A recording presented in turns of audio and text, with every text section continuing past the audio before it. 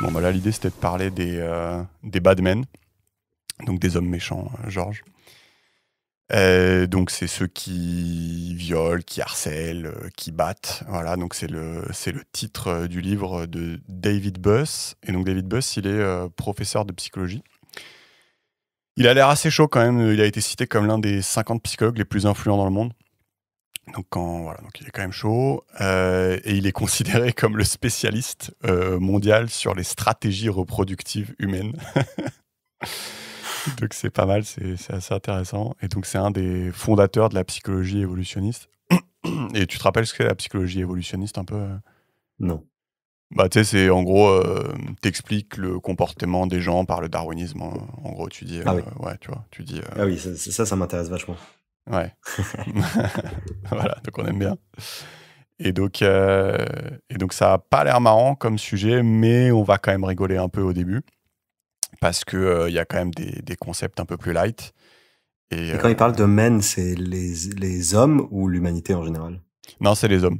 Ok. C'est les hommes parce que du coup, vu qu'il est psychologue évolutionniste, déjà, il va dire en gros qu'il y a certaines différences moyennes entre hommes et femmes dans les comportements.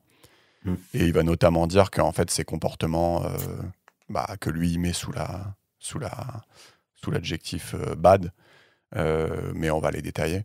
En gros, c'est quand même plutôt l'apanage de la jante masculine, mais, euh, Ok. mais on va les détailler, ouais. Et, et donc, du coup, dans l'épisode, on va avoir des trucs comme comment on choisit notre partenaire, qu'est-ce qui est différent chez les hommes, qu'est-ce qui est différent chez les femmes, un peu les applis de rencontre, il y a des trucs marrants, des concepts que tu vas trop kiffer. Donc, tu sais, il énumère des concepts, genre le concept du backup mate, du mate switching, du mate poaching, le braconnage de partenaires, voilà. T'as le mate poaching. Le mate poaching, je vais te demander, est-ce que toi, t'as poaché des mates déjà? Mais moi, Euh, ça m'intéresse vachement cette histoire de psychologie évolutionniste. ouais, Et est-ce qu'il en parle? Enfin, mon point, c'est est-ce que c'est considéré comme un fait établi ouais, que il y a une part conséquente, je saurais pas dire quel pourcentage, peut-être qu'il le dit, de nos comportements qui sont plus ou moins drivés par des générations et des milliers de générations de sélection naturelle? ouais. Ou est-ce que ça, c'est encore controversé? Il y a des gens qui disent non, c'est pas, ça fonctionne pas comme ça. Ouais, c'est une bonne question. C'est pas mal d'aborder ça en intro. C'est que, en fait, bon, déjà, lui, il est vachement bien. Parce qu'en gros, tu vois que il y a des sujets sur lesquels il a changé d'avis parce qu'en gros, les expériences n'ont pas été répliquées. Et on va voir ça dans le bouquin. C'est-à-dire que des fois, il dit, bah, moi, avant, je pensais ça. Mais en fait, ça n'a pas été répliqué. Du coup, j'ai recalibré mes trucs. Donc, lui, déjà, il est vachement bien. Ensuite, ouais, il est au courant qu'il y a des pressions culturelles aussi sur les comportements. Et donc, du coup, il fait souvent appel à des études qui sont multiculturelles, tu vois, donc il regarde dans plein de pays différents pour voir si ça marche toujours. Donc il fait ça bien. Et il se cache pas de dire, ok, du coup, quand je vais expliquer le harcèlement, j'en sais rien, oui, en effet, il y a des phénomènes culturels, il y a des phénomènes voilà, dus aux mœurs, mais c'est pas le sujet du bouquin. Et du coup, moi, je parle plutôt de la psychologie évolutionniste. Et ouais, Ouais. Donc en gros, en fait, je te dis ça parce que moi, je constate dans les conversations personnelles que j'ai eues que quand tu tentes de dire qu'une partie de nos comportements est le fruit de milliers d'années de sélection naturelle et que en gros tout n'est pas culture, tout n'est pas éducation ouais, et qu'une proportion pas négligeable de nos comportements émane de notre cerveau reptilien ou autre et que aujourd'hui parfois ça peut être inadapté à l'évolution de la société. hmm, Eh bien, je constate que il arrive relativement fréquemment que ça suscite une levée de bouclier. ouais, Euh, et du coup, voilà, j'aurais aimé savoir si c'est plus ou moins un fait scientifique établi qu'il y a un certain nombre de comportements qui sont euh, comment dire, qui sont dictés par notre instinct de survie, on va dire, et des milliers d'années de sélection naturelle. ouais, Et est-ce qu'il y a eu des expériences rigoureuses pour le prouver? Est-ce que tu as ouais. l'air de dire que oui, qu'il y a des expériences rigoureuses pour le prouver, et en particulier quand ça a été prouvé dans des cultures différentes. Et comme ça, tu annules le biais culturel et tu prouves que c'est un peu un truc. En fait, dès qu'un comportement est reproduit par un nombre conséquent de cultures et qu'on l'observe avec des expériences rigoureuses, on peut supputer qu'il émane de la sélection naturelle. C'est ça. Ouais, en gros, c'est ça. Lui, ce qu'il fait, enfin, ce que tu fais dans la discipline, normalement, c'est que tu dis, OK, ben si, donc je fais une hypothèse, donc je pense qu'en gros, d'après la pression évolutive, d'après le darwinisme, je m'attendrais à avoir ce genre de comportement-là. Et ensuite, si tu check et que tu vois que ce comportement-là est présent dans plein de cultures différentes, dans ce cas-là, tu considères que tu as validé ton hypothèse, en particulier si tu as réussi à reproduire l'expérience plusieurs fois, parce que tu sais, on a aussi des problèmes de réplication en science. Ouais. On en a déjà parlé. Donc, ouais, donc lui, il est quand même plus serein quand tu as quand tu as 2 labos qui ont reproduit la même chose plusieurs fois. Donc ouais, ça c'est pour répondre à ta question. Donc oui, c'est quand même bien établi. Après, il faut garder en tête que avec la culture, tu peux exacerber des trucs, d'une part. Donc tu peux avoir un truc qui était là et finalement, en fait, ça s'exacerbe de fou avec la culture. Et aussi, avec la culture, tu peux complètement court-circuiter tout. Enfin, c'est possible, j'en sais rien. Tu prends sur une île des mecs et tu leur dis ah, vous mangez pas de pâtes parce que les pâtes, c'est le diable et vous allez mourir et vous allez avoir des boutons partout et tout. Les mecs, ils vont pas manger de pâtes dans la culture. Enfin, tu vois. Donc, Oui. tu peux tout faire, en fait, avec la culture. Oui. Donc, c'est toujours un peu compliqué de venir. Enfin, voilà, s'il y a des comportements darwinistes qui te font pas plaisir, a priori, c'est possible de les court-circuiter, quoi. Enfin, ça veut rien dire. Tu peux le court-circuiter. Ouais.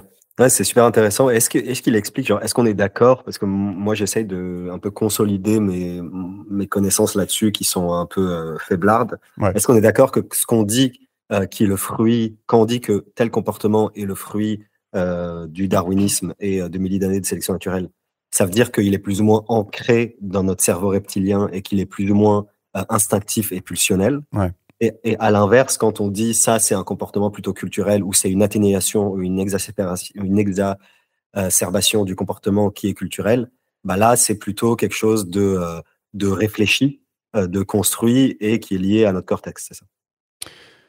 Ouais, je pense qu'on peut dire ça. Ouais. Je pense qu'on peut dire ça. Enfin, je sais pas si Parce que tu tu vois, cherchais parce que tu vois à prouver quelque chose avec ça, mais non, non, je veux pas prouver quelque chose, mais en ouais. fait, dans ma tête, ce qui est le fruit de la psychologie évolutionniste, c'est plutôt quelque chose qu'on fait instinctivement, Ouais. un peu de manière pulsionnelle. Et ce qui est le fruit de la culture ou de la construction culturelle, c'est quelque chose qui est plus réfléchi et qui est plus instigé en nous, tu vois. Oui, mais je pense que ça a ses limites En parce fait, que souvent, ça va s'opposer, tu vois. ouais, mais je pense que ça a ses limites parce qu'imagine, il y a t'as une culture où on t'inculque un truc depuis que t'es tout petit. Enfin, ton Ouais, cerveau aussi, il va établir certaines liaisons enfin, tu vois, il va inscrire certains trucs en dur. Il y a certaines liaisons qui vont se faire, qui vont se réécrire, qui font que bah peut-être ça se rapproche de l'inné, tu vois. Enfin, parce qu'en ouais, fait, si tu regardes d'un point de vue hardware, en fait, limite sur ton sur ton PCB en silicium, tu vois, mais qui est ton cerveau, c'est limite t'as tous les coups les mêmes circuits, tu vois. Enfin, ok, juste parce qu'on te les a écrits et réécrits depuis que t'es tout petit. Donc, ok. je sais pas s'il faut faire une distinction là-dessus. Et, et après, c'est marrant que tu dis ça parce que, en fait, avec les conversations que tu as et tout, parce que, en fait, ça, c'est un truc, moi, j'en suis un peu revenu, tu vois. Enfin, c'est-à-dire, quand j'ai découvert ces trucs-là, ça avait tendance à m'énerver un petit peu, à dire, mais pourquoi les gens, ils disent que les hommes et les femmes, c'est pareil, pourquoi ils disent que c'est une construction culturelle et tout. Et ça avait tendance à m'énerver. Et en fait, j'en suis un peu revenu, si tu veux. Je trouve, enfin, j'ai l'impression que j'ai pris un peu de recul. Et maintenant, je m'en fous un peu. Et en fait, je vois ça un peu comme une sorte de religion. Mais tu vois, j'ai pas envie de dire religion d'un point de vue péjoratif. Tu vois, j'ai envie de dire religion d'un point de vue. Tu vois, tu peux aussi dire, bah, c'est les bons côtés de la religion. C'est-à-dire que les gens, en fait, ils se racontent un peu des histoires parce qu'ils se disent que finalement, raconter que les hommes et les femmes, c'est pareil, bah, en fait, ça va avoir certains bénéfices dans la société. On n'aime pas se rappeler qu'on est des animaux. Peut-être ça nous rabaisse un peu, tu vois. Donc, en fait, j'en suis un peu sorti de la même manière que, si tu veux, ça me fait pas kiffer plus que ça, tu sais, de voir Richard Dawkins, là, le l'athée super célèbre, qui fait des débats avec des prêtres ou des choses comme ça. Il y a plein de gens que ça fait kiffer, tu sais, qui regardent ses vidéos YouTube et qui font ah, il a massacré le prêtre, c'est trop drôle, tu vois. Et en fait, de la même manière que ça me fait pas, ça me présente pas un intérêt de ouf. En fait, j'en suis un peu sorti aussi sur ce sujet-là, où je me dis bah ouais, enfin les gens qui pensent ça, bah enfin tant mieux pour eux. Enfin, en fait, ça m'excite pas plus plus que ça, en fait, maintenant. Je trouve, je sais pas, j'ai pris un peu de recul vis-à-vis de ça. Et je suis moins... je sais pas, je suis moins perturbé par ça, quoi. Enfin, c'est un truc que j'accepte maintenant.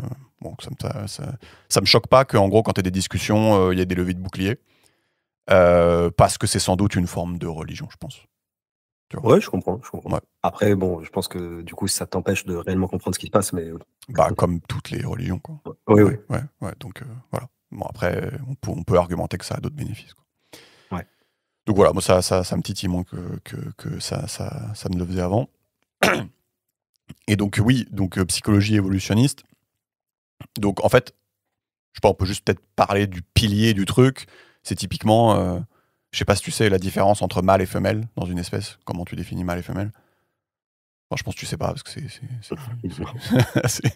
c'est en gros le mâle a les petits gamètes et la femelle a les gros gamètes, donc les œufs.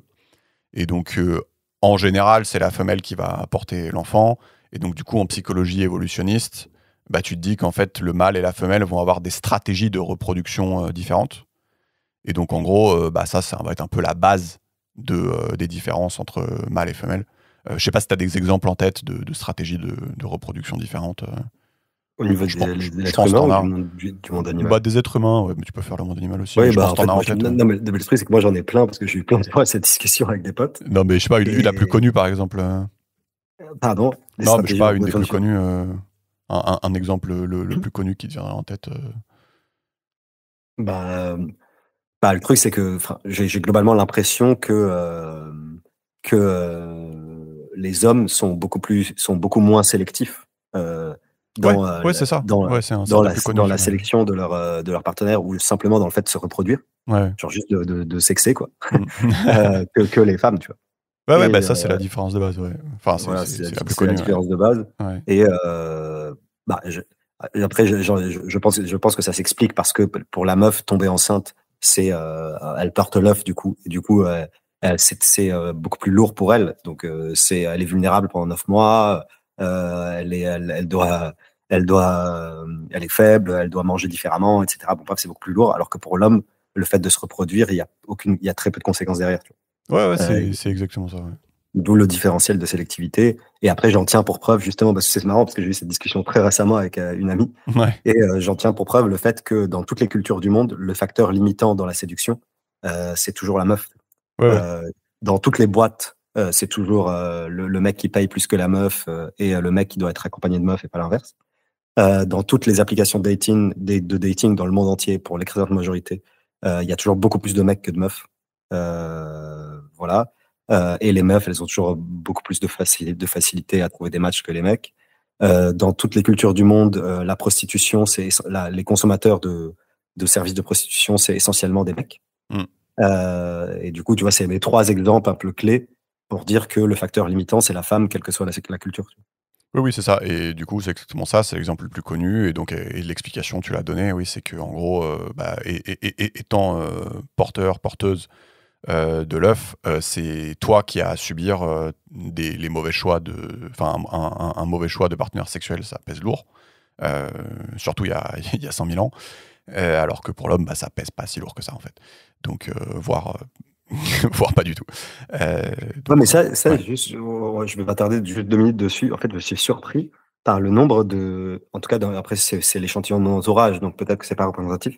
Mais en tout cas, dans mon entourage, notamment du côté des femmes, Mhm. après, c'est dommage qu'on en ait pas ici. Mais en vrai, il y a refus, quoi. Genre, peut-être pour 70 ou 80%, 8 meufs sur 10 à qui j'en parle, elles sont instinctivement pas d'accord. Et après, tu leur expliques, etc. Et à la fin, tu aboutis peut-être à un mouais, tu vois. Ouais. Mais j'avoue que j'ai beaucoup de mal à convaincre sur ce truc-là. Et c'est pour ça que je demandais si c'était plus ou moins une vérité établie ou non. Mais je trouve que ce côté-là, j'ai l'impression qu'effectivement, ça va à l'encontre de beaucoup de principes moraux ou un peu une forme de religion, effectivement, comme tu disais. Ouais. Tu vois, je sais pas, est-ce que toi, t'as beaucoup de facilité dans ton entourage à expliquer ça? Non, non, non, mais c'est justement, c'est pour ça que je te disais que j'en suis revenu. C'est que Ouais. déjà, je fais le même constat que toi. Et j'avais un problème, c'était que ça m'énervait, en fait. Et donc oui, je fais le même constat que toi. J'avais un problème parce que quand j'avais découvert ça, en fait, ça avait tendance à m'énerver. Et je t'ai dit, là maintenant, j'en suis revenu dans le sens où, en fait, Oui. je considère ça. En fait, je leur accorde le même respect que celui que j'ai tendance à accorder aux religions. Enfin, tu sais que j'aime bien la mythologie et les religions, voilà, Mm. on a compris.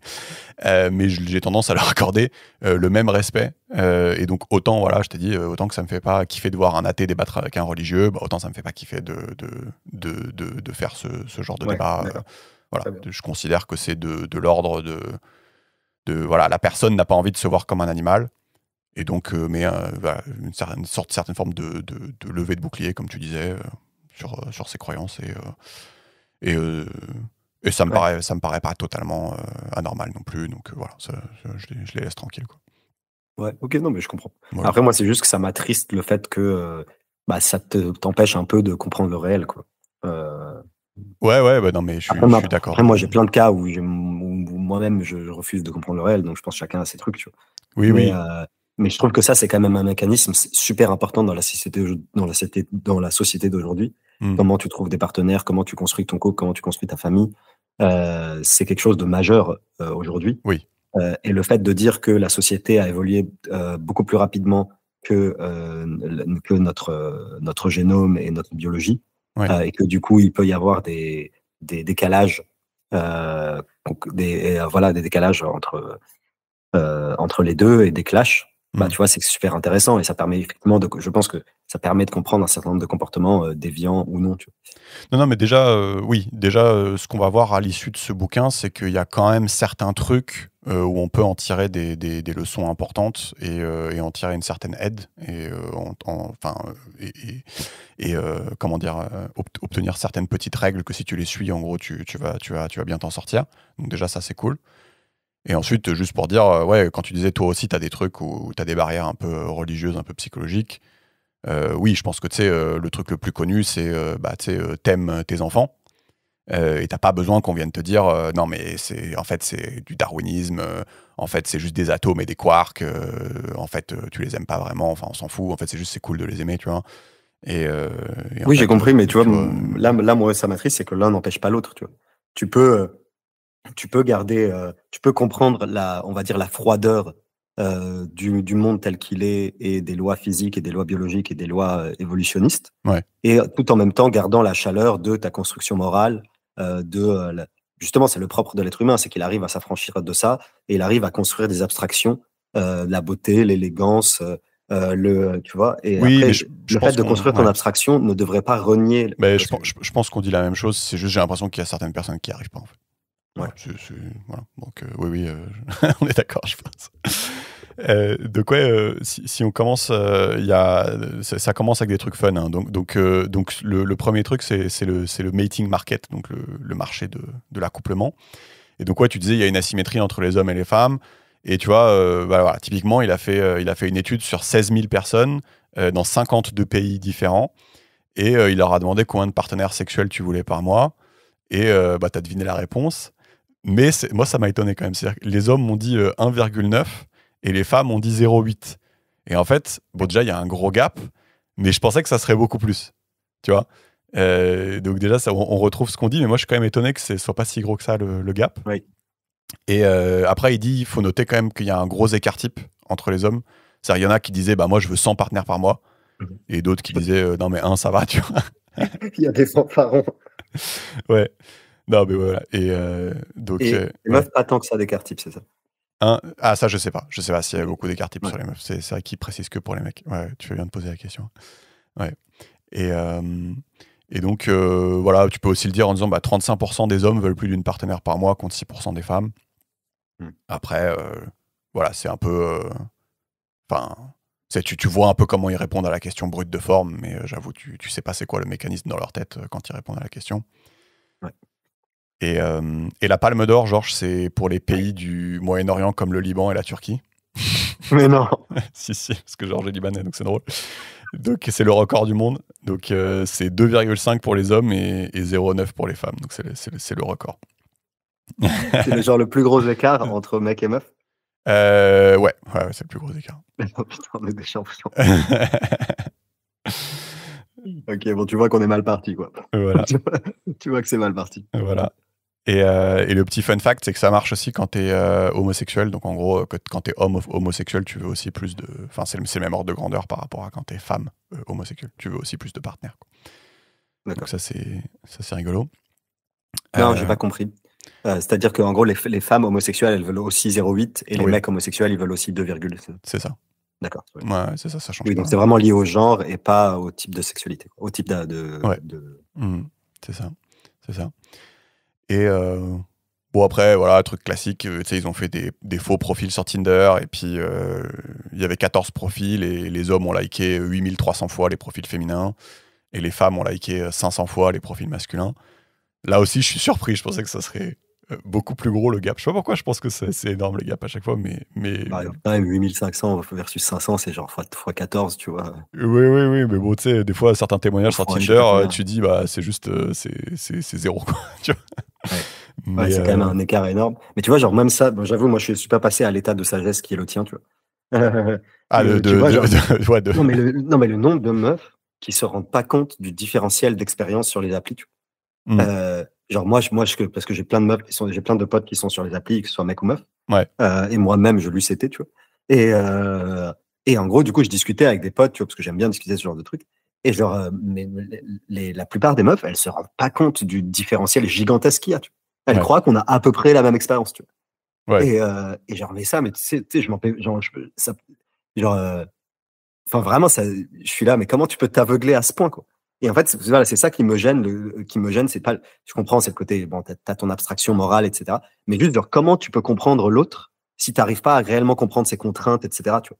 Donc, tu vois, nous, les mecs, on doit comprendre les meufs, par exemple, dans le cas des applis ou dans le cas de la séduction, comment elles sont oppressées, comment elles sont sursollicitées, comment parfois ça peut être un peu chiant parce qu'elles aiment bien quelqu'un, mais en amical, et en fait, peut-être qu'il veut plus. Donc, tu vois, on doit se mettre à leur place et essayer de comprendre leurs contraintes, Hmm. mais il faut que ce soit, mais il faut que ce soit mutuel, tu vois. Et moi, j'avoue, c'est aussi ce côté-là qui m'attriste.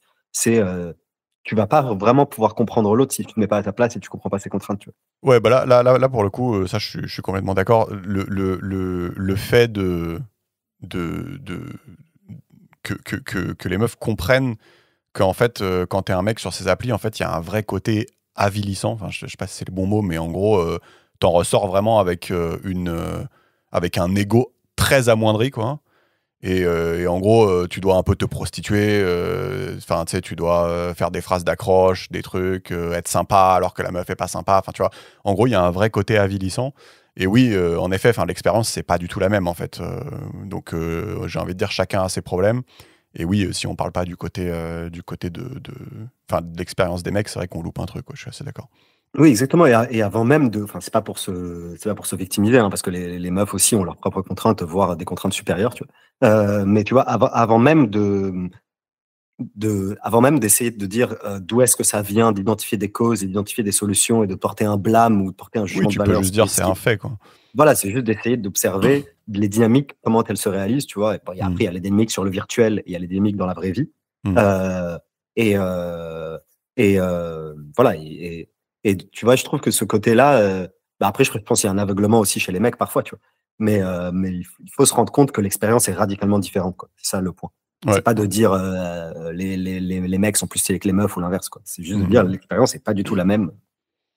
Ouais, ça, je pense que c'était bien de le dire. Et dans le livre, il cite aussi un site qui s'appelle Et H. Ouais. pardon, et tu vois, genre même toi, quand tu es sur une appli, que tu sois mec ou meuf, en fait, le fait de savoir quelle est l'expérience de l'autre, ça te permet d'être un peu plus humain dans tes échanges, tu vois. Genre, quand tu es un mec, le fait de savoir que la meuf, à peine elle ouvre son profil, elle a 600 yinches derrière qui sont en train de lui envoyer un message, bah, ça te permet un peu d'ajuster ton comportement et d'être un peu plus empathique, tu vois.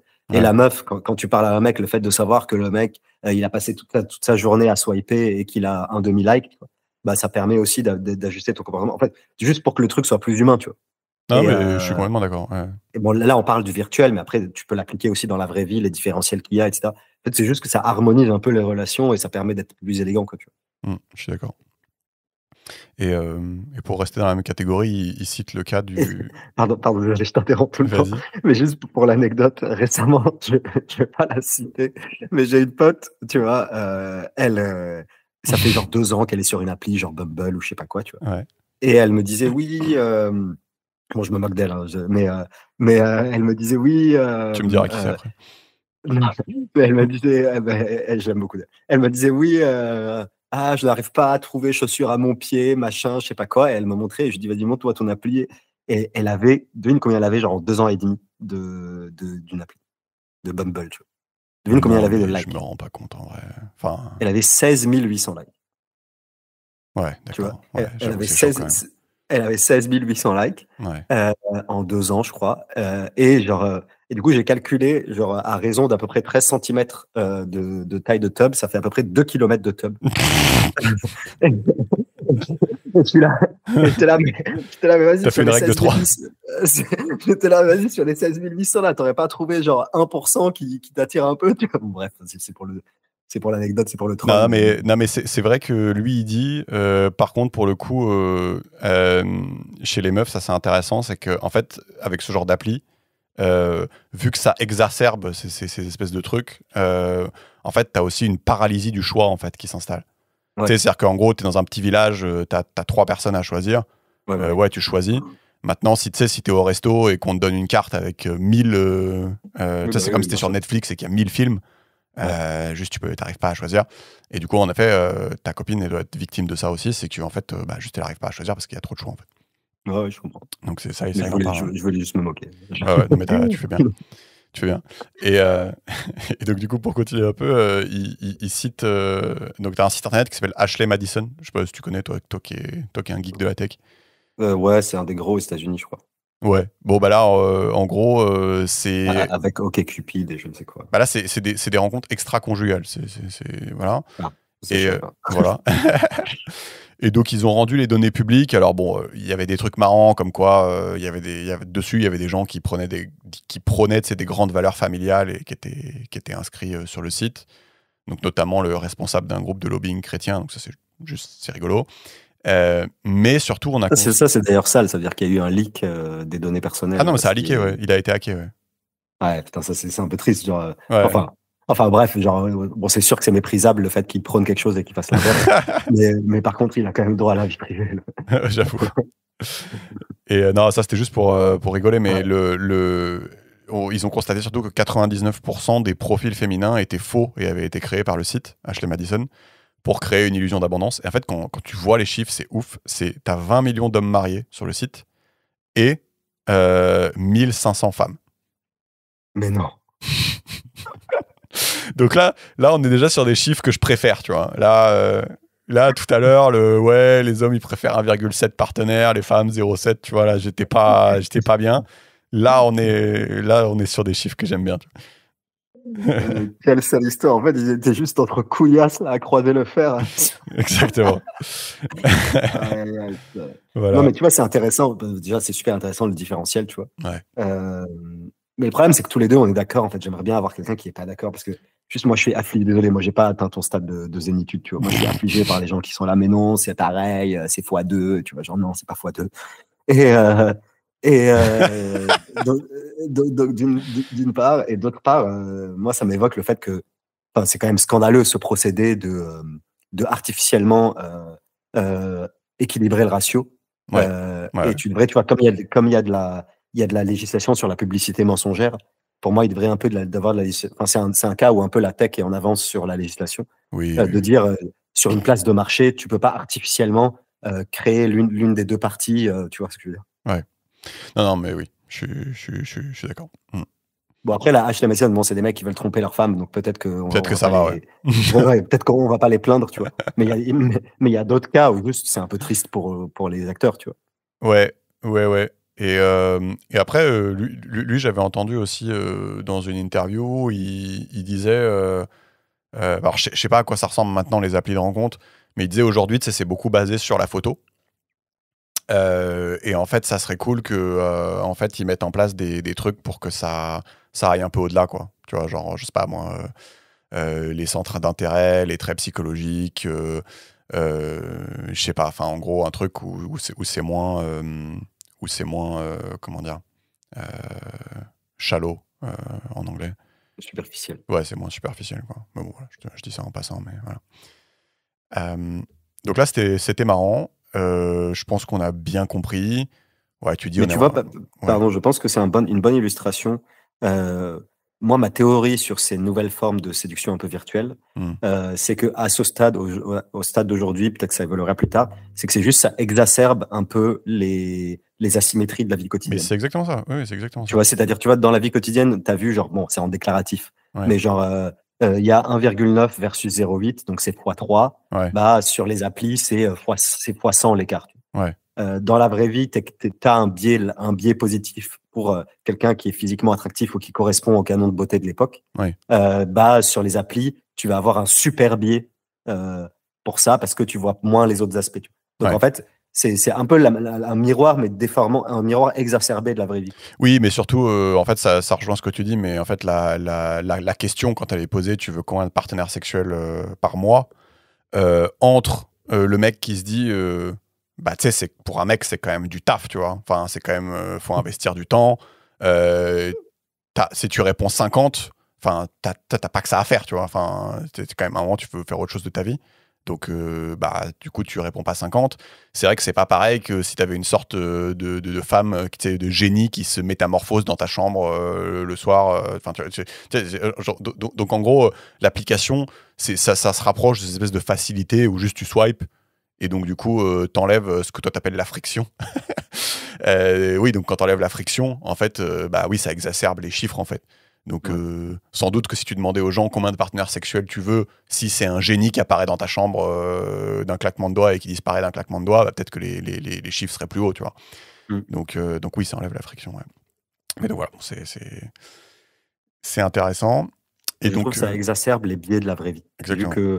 Vu que tu as pas les cinq sens, Ah et que oui, tu as pas, tu vois, ouais, ouais. t'as juste un écran, etc. Donc, tu vois, ça exacerbe le côté visuel, Ouais, parce que t'as pas le langage corporel, t'as pas le son de la voix, t'as pas tu vois, etc., le regard. Bon, bref. yes.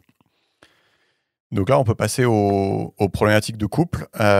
Et on va faire un truc hyper marrant. Je vais donner des définitions techniques, donc les petits noms là. Et pour deux raisons, parce que déjà, ça me met sur le cul qu'il existe des petits noms pour ce genre de truc, tu vois, c'est ouf. Et de deux, parce que c'est hyper marrant. Et donc la première définition des problématiques de couple, c'est ce qu'on appelle le backup mate, ou le partenaire de secours. Et donc d'après les études de ce gars, les gens en couple ont très souvent des backup mates. Et donc, en gros, c'est une relation que tu vas cultiver à côté de ton couple au cas où il se passerait quelque chose au cas où ça se passerait mal dans ta relation en cours. Et donc, et il dit c'est valable même chez les gens qui ont une relation qui se passe bien.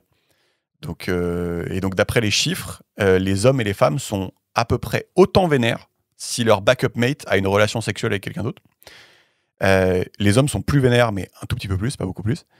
Et les femmes sont très vénères, donc là beaucoup plus vénères, si leur backup mate tombe amoureux de quelqu'un d'autre, et encore plus vénère s'il se met en couple avec quelqu'un d'autre. Et donc, déjà c'est hyper drôle. Et ensuite, bah, d'un point de vue darwiniste, c'est quoi? C'est un filet de secours, quoi, en fait. C'est euh, c'est ton filet de secours, quoi. C'est au cas où il se passe un truc, t'as quelqu'un. Donc déjà, c'est hyper marrant. Toi, t'as des backup mates ou pas? Je ne répondrai pas à cette question, mais qu'est-ce que c'est que ouais, donc des backup mates? Ok, ouais, Ouais. j'avais pas songé. Ouais, ouais, non, mais c'est un peu. Après, c'est un truc inconscient, non? Genre, les mecs, Ouais, ils c'est conscientisent, inconscient. Ouais, ouais, ils se disent pas, ouais, c'est mon backup mate, quoi. ouais, c'est inconscient, mais c'est marrant parce que du coup, bah, t'es quand même vénère quand il se met en couple, tu vois. Donc ça veut dire que t'as quand même un. Comment dire? Ouais.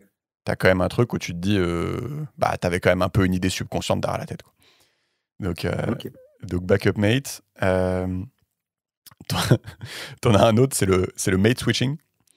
Mais du coup, en Ouais. quoi c'est évolutionniste, le backup mate? C'est pas juste une histoire d'ego, non? Non, non, c'est juste, t'as un filet de secours, en fait. Ok, très bien. Au cas où il se passe un truc dans ta relation. Euh, et même, ça peut être, il disait, ça peut être un filet de secours le temps de trouver mieux.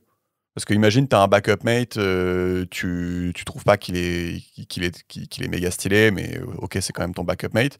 Ça peut être genre, tu te mets avec lui, le temps de trouver mieux, quoi. Donc, tu vois, Quel enfer. c'est un C'est le enfer. backup, c'est le backup mate.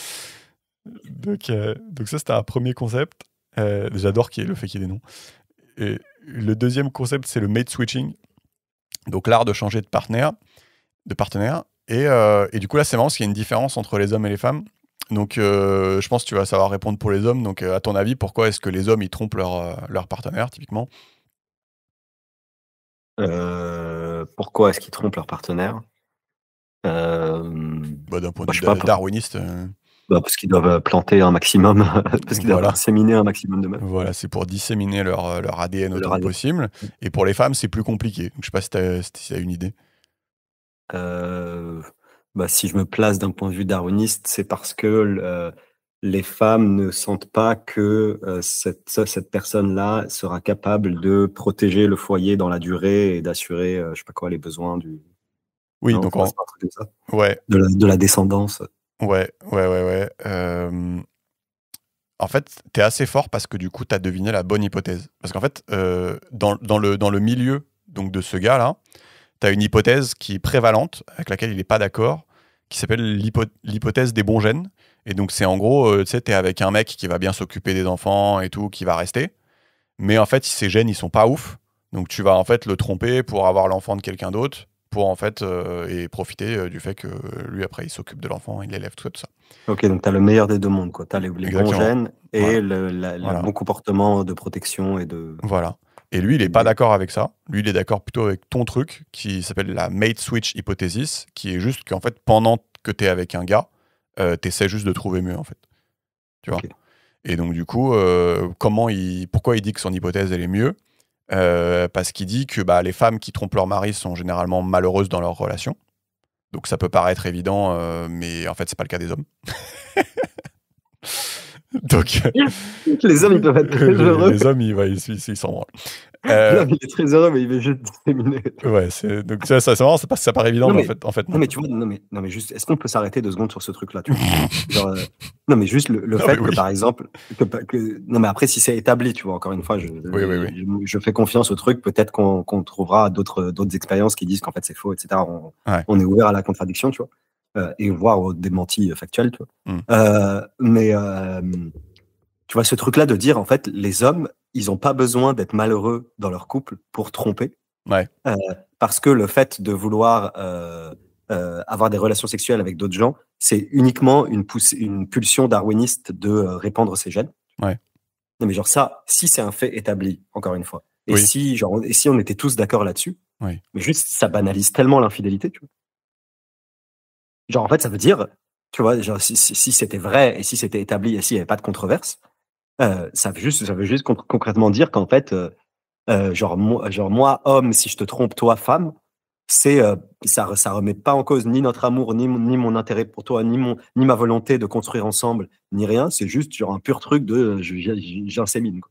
Bah, il y a 2 éléments intéressants dans ce que tu dis, c'est que d'une part, tu sais, le truc que ces mecs-là, ils disent toujours, c'est que expliquer n'est pas excuser. Tu vois? Donc en gros, ils disent toujours: «Bah non, mais OK, c'est pas parce que tu expliques, Ouais, en gros, que le mec, il a tué quelqu'un parce que le mec l'a mal regardé, oui, que c'est stylé de l'avoir tué», tu vois? Genre, oui, ça a aucun rapport. Juste, tu expliqué pourquoi il l'a tué.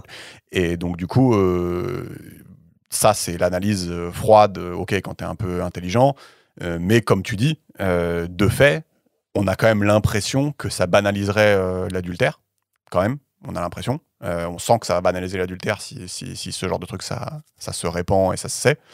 Et donc, du coup, on revient sur le fait que l'espèce de religion qui consiste à nier ce genre de différence, en fait, elle n'est pas totalement inutile, tu vois. Donc, tu vois, on a les 2 aspects, encore une fois. oui, Mmh. ouais. Ouais, mais tu vois, genre, bon, encore une fois, après je m'avance, c'est peut-être que c'est pas du tout le cas et encore une fois, il y a pas que le darwinisme, il y a aussi la construction sociale et aussi Oui, oui, ce mais qu'on bien sûr. veut. Il y a aussi ce qu'on veut nous dans notre avec notre libre arbitre et cetera et au-delà de la pulsion, tu vois? Mmh. Mais juste du coup, moi, ce que je comprends de ce que tu dis, c'est que en gros, heu, la femelle, on va dire, si on prend du truc, enfin, si on s'écarte un peu du côté humain du truc, tu Mmh. vois? La femelle, en gros, elle a besoin de, sécurité dans la durée, de protection du foyer, enfin protection d'assurer de pouvoir bien élever son enfant et cetera, et de sélectionner des bons gènes pour sa descendance. Mmh. L'homme, il doit, genre la sélection naturelle le pousse à, en gros, inséminer, on va dire, un maximum d'ovules, quoi, et Mmh. pour répandre au maximum son patrimoine génétique. Mmh. En particulier quand il a des avantages pour la survie. Mmh. Et donc ça, c'est un peu l'état basique, l'état animal Mmh. du truc. Ok, d'accord, non, mais je comprends. Très bien. Ouais. Et après, tu as aussi différentes stratégies chez les mâles, dans le Mais du sens coup, où. mais, Ouais. mais du coup, juste pourquoi, genre est-ce qu'il y a une explication darwiniste au fait que, ou est-ce que c'est un truc culturel, ou est-ce que c'est un mélange des deux, au fait que la plupart des femmes n'apprécient pas l'infidélité ou l'adultère? Ah bah oui. En gros, parce que en Ah gros bah pour oui. elle, c'est une forme de désengagement Ah du bah oui, mec bien sûr. Oui, parce que c'est. Ah bah bien qui sûr. va moins protéger le foyer, c'est Oui, tout. oui, bien sûr, parce que c'est une forme de désengagement, oui, bien sûr, ouais. D'accord. Ouais, Ok. ouais, bien sûr. Ouais, bien sûr. D'accord, Donc, mais du coup, étant enfin, vu qu'on a, enfin, vu le caractère quand même super répandu de l'adultère, mmh. est-ce qu'on pourrait pas imaginer un truc où genre on est tous un peu d'accord sur où genre on avance un peu sur cette discussion-là, et on se dit, bah voilà les contraintes de chacun, et voilà la situation évolutionniste de chacun. Mmh. Euh, genre, est-ce qu'on peut pas se mettre d'accord pour le fait que genre le mec, non mais tu vois que le mec, genre il s'engage dans la durée, et il construit, etc., Et etc. c'est pas Mais grave c'est pas s'ils si, ken. mais c'est pas si grave de temps en temps s'il ken, tu vois. Non mais, non mais tu vois ce Je que je veux sais dire. pas si on peut tous se mettre d'accord là-dessus. Je sais pas. Non, Non, mais en fait, non, mais après je m'invente, mais tu vois, c'est pour compléter mon truc de ça banalise un peu, tu vois. Ça Non, non, mais banalise dans le oui, sens où c'est pas nécessairement un désengagement, tu vois, en fait, finalement. ouais, je sais pas. Je sais Ouais. pas, Moi non plus, en fait. Mais ouais, je trouve c'est enfin, le truc, c'est qu'en fait, je trouve que ça implique de se mettre à la place de quelqu'un, tu vois, que t'es ouais, pas. C'est-à-dire que, moi, tu vois, si je parle pour moi, en fait, oui, j'ai bien conscience, que j'ai envie d'aller à droite, et à gauche, tu vois? Mais genre, je réfléchis genre 3 secondes et je fais: «OK, mais ça va m'apporter genre quoi concrètement?» Bah, que des emmerdes. Et tu sais, tu fais un tableau pros and cons, tu vois? Et genre les pros, c'est genre, OK, voilà, tu vois? Genre c'est pas si ouf que ça. Et cons, genre il y a toute une liste de 4 pages, tu vois? Et donc du coup, j'avoue que, enfin, heu, moi je suis plutôt content qu'il y ait une sorte d'opprobre parce que du coup je le fais pas. Mais par contre, j'arrive pas à me mettre à la place d'autres mecs qui vont, genre, dans le tableau, des pour, mettre des pages et des pages, de «Ah ouais, en fait, c'était trop bien, machin, tu vois? Je me sens trop bien, je suis un nouvel homme, je vois la vie, en rose, j'aime plus ma femme et mes enfants, quand je les serre dans mes bras, c'est 10 fois mieux», tu vois? Genre, moi, ça ne serait pas mon cas, tu vois? Donc, non, mais je comprends, mais ce que je veux dire, c'est que moi, j'ai du je mal, tu vois? m'écarte de mon cas personnel, tu vois. Ouais, bah, donc voilà, donc j'ai pas train de parler pour les autres, donc je sais pas Voilà, trop, moi non plus, je ouais. parle pas pour les autres, Mmh. mais juste, genre, je pars du constat statistique Ouais, que, globalement, les couples ne durent pas, qu'il y a beaucoup de divorces et que l'adultère est fréquent. ouais, ouais. Non, mais Et du coup, je vois ton point. à partir de ce constat statistique-là, au-delà de mes convictions personnelles que je ne dévoilerai pas, tu vois, et on s'en fout. Mmh. Si on part de ce constat-là, bah, on peut se dire, il y a quand même il y a quand même un problème, tu vois. Mmh. Il y a une forme comment dire? Il y a une forme de contradiction entre la réalité statistique et notre édifice théorique qui est, la fidélité jusqu'à la nuit des temps, le couple durable, et cetera, tu vois? Mmh. Et donc après, on peut interpréter cette discordance, et faire des conclusions genre diverses et variées. Mmh. Mais le fait est qu'il faut un peu être à l'aise avec le fait qu'il y a quand même un problème entre ce à quoi on s'engage tous collectivement quand on se marie ou quand on s'unit. Mmh. Enfin tous, la plupart, après il y a des couples un peu différents, et cetera, mais c'est extrêmement minoritaire. Heu et en fait, ce qui se passe, sur la durée 5, 10, 15, 20 ans plus tard. Ouais, mais Et c'est un peu, tu vois, il y a une forme un peu d'hypocrisie là-dessus, et moi, j'essaie de réfléchir ouais. à comment on atténue, ou juste est-ce qu'on doit perpétuer cette hypocrisie parce que c'est ça qui est beau? Je j'ai pas la réponse, moi, tu Non, je vois ce que tu veux dire, ouais, c'est une bonne question, ouais. Mmh, vois? mmh, OK. mmh. Et donc ouais, et juste pour finir là-dessus, bah, en fait, du coup, tu avais raison, du coup, tu avais raison. Du coup, lui, il dit que tu avais raison, que en fait, c'est plutôt la mate switch hypothesis. Donc en gros que, quand tu es la femme, tu trompes ton mari plutôt pour, essayer d'aller, éventuellement switcher parce que ça se passe pas bien dans ton couple. Et ça, il l'explique, bah, parce que voilà, parce que du coup, les femmes qui trompent sont en général malheureuses. Les femmes sont souvent émotionnellement attachées à leur amant, donc c'est 80 qui trompent sont attachés émotionnellement à leur amant, contre 30 des hommes seulement. Donc il y a une grosse différence, encore une fois. Donc aller choper des bons gènes. Les mecs, ils veulent. Ouais, voilà, c'est ça. Non, mais je pense qu'on a compris. Donc aller choper des bons gènes, ça marche pas. Et surtout, les femmes disent que l'attachement émotionnel à l'amant est la raison pour laquelle elles ont trompé leur mari, alors que les hommes disent non, c'était juste pour le sexe, quoi. Voilà. Donc l'hypothèse des bons gènes ne peut pas coller en fait à ce genre de statistiques.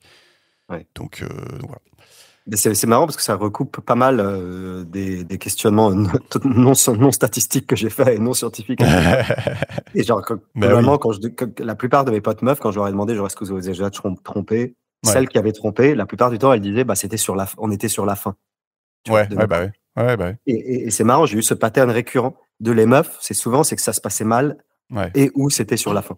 Ouais, c'est ça. Alors que les mecs, pas nécessairement. Et c'est marrant d'avoir l'explication un peu théorique du truc, tu vois. Ouais, j'avoue. Donc ça, c'était le mating market. Et là, on peut parler un petit peu des conflits dans les relations.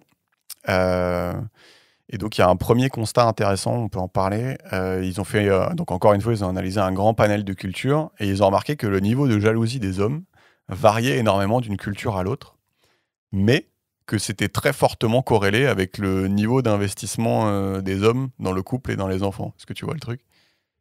Tu vois ou pas comment ça se corrèle? Bah, en gros, plus le... Attends, je réfléchis. J'aime bien faire ce genre de trucs, c'est marrant. Mais oui, attends, je dirais que plus l'homme est investi dans la vie de famille et dans le fait d'élever ses enfants, bah, plus il est jaloux. Ouais, c'est ça. Moins il s'en bat les couilles. Ouais, c'est ça. Donc c'est marrant. C'est-à-dire qu'ils ont fait un truc, ça varie fortement d'une culture à l'autre, mais c'est très corrélé au niveau d'investissement. Et donc, bah oui, c'est logique. Voilà, c'est logique d'un point de vue darwiniste. En fait, c'est que plus tu t'investis, plus tu as à perdre. Et du coup, plus tu es effrayé que ton partenaire s'éloigne parce que tu t'es énormément investi. En fait, c'est une notion de coût d'opportunité, quoi. Ouais, c'est ça. Alors que si t'es, je sais plus c'est quoi le pourcentage de mecs sur Tinder qui matchent avec toutes les meufs. Genre, je sais plus si c'est 0,5 ou 0,2%, tu vois. Moi, c'était lui, tu vois. Genre, je pense que tu t'en branles. Si t'es lui, t'es dans un autre game, tu vois. Donc, non, moi je dis ça un peu pour rigoler. Mais du coup, ça c'était intéressant. Et je raconte une petite histoire. Il raconte une petite histoire dans le bouquin. Et je pense que je vais la raconter parce que c'est drôle. Donc, c'est une femme qui dit je vivais avec un homme intimidant et qui voulait tout contrôler. Mon refuge, c'était le Starbucks du coin. Je disais que j'avais besoin d'un café de bonne qualité et je discutais par SMS avec mes backup mates, du coup, lui il dit. Et je faisais bien attention d'effacer tous les SMS avant de remonter à notre appartement. Mais lorsque mon anniversaire arriva, mon petit ami m'offrit une machine à cappuccino très chère. Donc là, déjà, c'est hyper drôle parce qu'en gros, tu sais, le mec, il est intimidant et il contrôle tout. Donc déjà, il voit que en gros, il est pas... tu vois, genre, en gros, il voit qu'il y a un problème. Et en plus, il offre la machine à café derrière.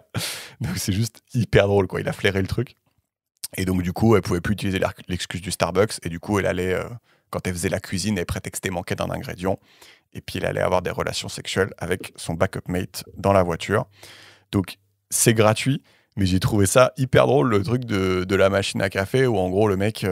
Enfin, je pense qu'avec les concepts d'après, on va y revenir. Mais en gros, tu vois que le mec, en gros, il a des... Il sent que sa valeur dans le couple, elle n'est pas assez haute, que du coup, sa copine a envie d'aller chercher à côté. Et du coup, il applique des stratégies de rétention, tu vois, qui est du coup d'être intimidant, de lui dire non, tu sors pas, où est-ce que tu vas, machin, et de lui offrir une putain de machine à café. Et j'ai trouvé ça drôle. Donc du coup, la jalousie des hommes proportionnelle à leur niveau d'investissement. Et en fait, là, c'est drôle, mais en fait, on va voir que c'est pas si drôle que ça, parce que typiquement, en fait, les hommes qui font ça, en fait, c'est hyper corrélé. En fait, c'est les hommes qui sont dangereux, en fait. Tu vois ce que je veux dire? Ouais. En gros, ça, c'est quand tu vois ça, c'est que ça pue, en fait. Donc c'est lol, mais pas si lol que ça. Après, quand tu vois ça, enfin, oui, c'est glauque. Enfin, par essence, le fait d'être intimidant et d'être contrôlant et que Non, mais ça oui, son c'est pour partenaire, ça que c'est pas si drôle que ça. ouais, bah oui, c'est glauque, quoi. Mm. Et donc, De toute ça, façon, à partir du moment où ton partenaire doit trouver un peu des sas, d'échappatoire, tu vois, ouais, pour quelques comportements que ce soit que tu as, tu vois. oui, oui, oui. Juste genre, enfin, si quand ton partenaire a besoin de sas pour s'échapper de toi, ça pue, quoi. Ouais. Mais justement, donc j'ai raconté cette histoire et je pense qu'on va y revenir avec les autres concepts. Donc, tu as le concept numéro 3, c'est le mate poaching, le braconnage de partenaires. Et donc, tu vois, il y a quand même 93% des hommes et 86% des femmes qui admettent avoir une fois dans leur vie essayé d'accaparer pour eux un partenaire qui était déjà dans une relation amoureuse, tu vois. Ouais, c'est Toi, marrant. t'as déjà pratiqué le mate poaching. Putain, pourquoi je me retrouve dans cette...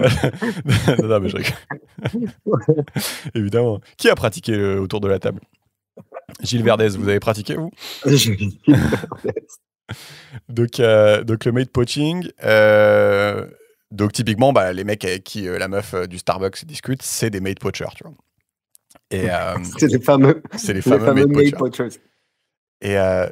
Et le concept numéro 4, et ça c'est mon préféré, tu vois, kiffer, c'est ce qu'ils appellent la mate value discrepancy, ou en gros, Mais ouais, juste le vas-y. mate poaching, ça s'explique comment du point de vue évolutionniste? C'est qu'en gros, juste, tu n'as pas d'empathie, et de solidarité et d'intérêt dans la survie de ménager le partenaire d'une meuf que tu connais, enfin, le partenaire que tu connais pas. Donc, en fait, tu t'en fous de lui poach son. Bah, oui, déjà, enfin, ce que tu dis, c'est vrai. Et en plus, je pense que ce qui est intéressant, c'est aussi les grands chiffres, dans le sens Ouais. où, bah oui, tu t'en fous vraiment beaucoup d'aller poacher le partenaire de quelqu'un d'autre, quoi. Enfin, en gros, il n'y a pas l'air d'avoir un coût démesuré à faire ça, quoi. Ouais, mais c'est marrant parce que tu vois ça du point de vue évolutionniste, c'est pas une évidence que quand tu vivais dans la même tribu, le fait que tu chopes le mec ou la meuf du voisin, Ouais, ça me paraît pas évident que c'est pas dangereux pour ta survie. je suis d'accord, ouais. Genre, Ouais, ouais, je suis d'accord. Je suis et pour ta d'accord. survie et pour ta place dans le groupe et Ouais, pour tu vois. ouais, ouais. Enfin, à la rigueur qu'aujourd'hui ce soit pas dangereux, ok, on vit dans des grandes villes, etc. Oui, oui. Mais tu vois, à l'époque, je sais pas, Ouais. ça devait être moins. Après, 90%, peut-être je peux relativiser ce que je dis, parce que 90% pour l'avoir fait une fois dans ta life, est-ce que c'est Ouais, vraiment des statistiques de ouf? Je sais pas. Tu vois, enfin, ouais. peut-être que si les mecs te disent, bah oui, je l'ai fait 30 fois, là, on aurait pu dire. Non, mais tu vois, moi je trouve la statistique intéressante, mais j'arrive pas à le relier à un comportement darwiniste. Mais bref. Hum, hum, hum. Mais je pense qu'en fait, ce que tu dis, c'est vrai, c'est juste que c'est un équilibre entre les deux. Parce qu'en Mm. effet, tu le fais pas tous les jours parce que bah, je pense que c'est dangereux. Et en plus, je pense que 90% une fois dans ta life, c'est pas une stat de ouf non plus, tu vois. Ouais. Euh, donc Et là, puis avoir essayé, avoir réussi aussi. oui, il y a ça aussi. Et donc là, mon concept préféré, et le concept que tu vas préférer aussi, c'est le mate value discrepancy.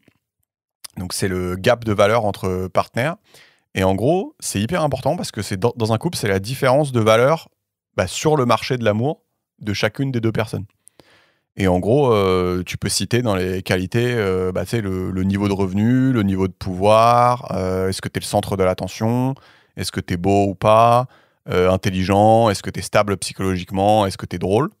Donc en gros, tout ça, c'est des qualités en gros, qui te placent sur une espèce d'échelle de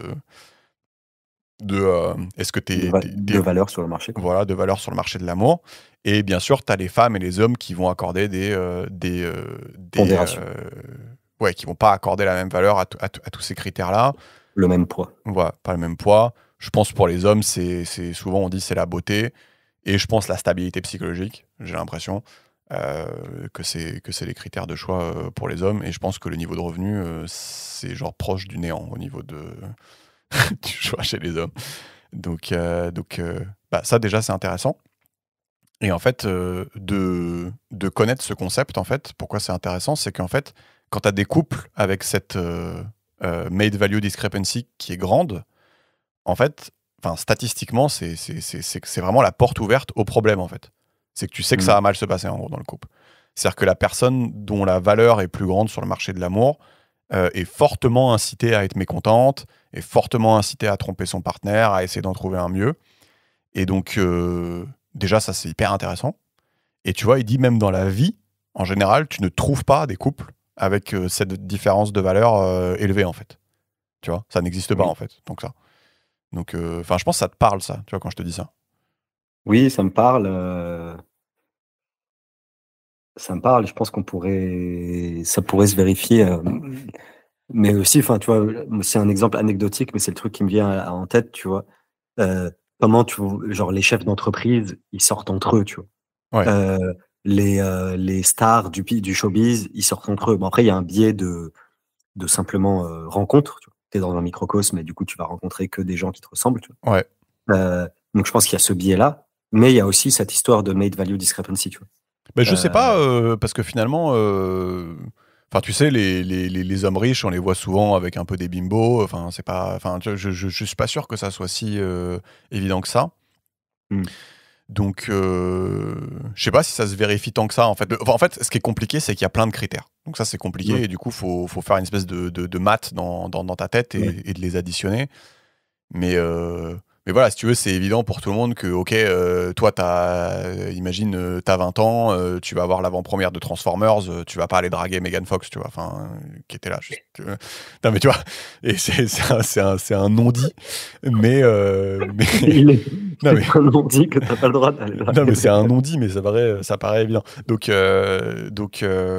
si, mais je pense qu'en fait, ce qui est pas facile, c'est Oui et après de tu as faire une les forme maths entre les d'autocen critères.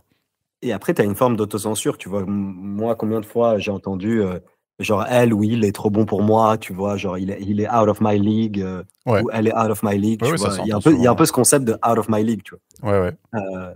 Et c'est un peu un synonyme Mmh. de cette net value discrepancy, tu vois?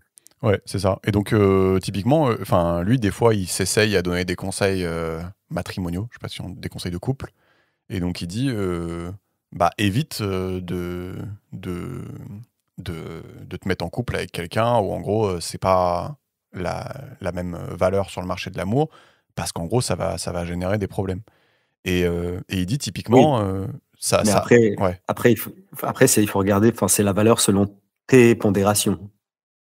ouais. Tu vois ce que je veux dire? Ah ouais, C'est-à-dire ouais. c'est la valeur que toi tu perçois, tu Ah ouais, bah, oui, oui, c'est ça, vois? ouais. Ouais. C'est ça. Et tu vois, il dit typiquement, ça arrive quand, bah, je sais pas, l'un des partenaires a menti sur les ressources qu'il possède. Donc, je sais pas, imagine, tu as un mec qui arrive en Ferrari, machin, en fait, juste il l'a loué ou je sais pas quoi.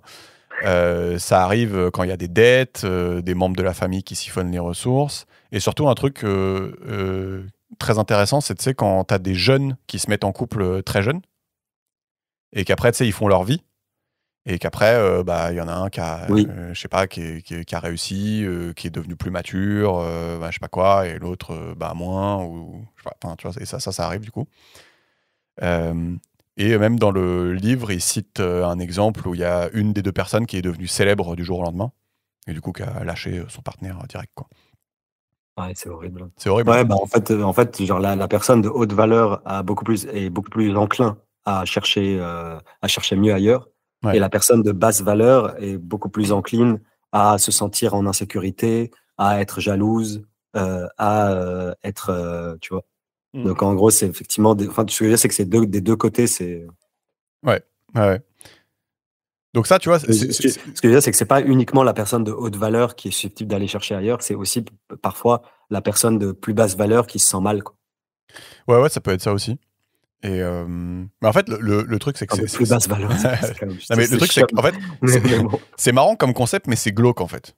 Bah, C'est c'est super. Bah, en fait, c'est glauque, mais on voit que c'est vrai, tu vois?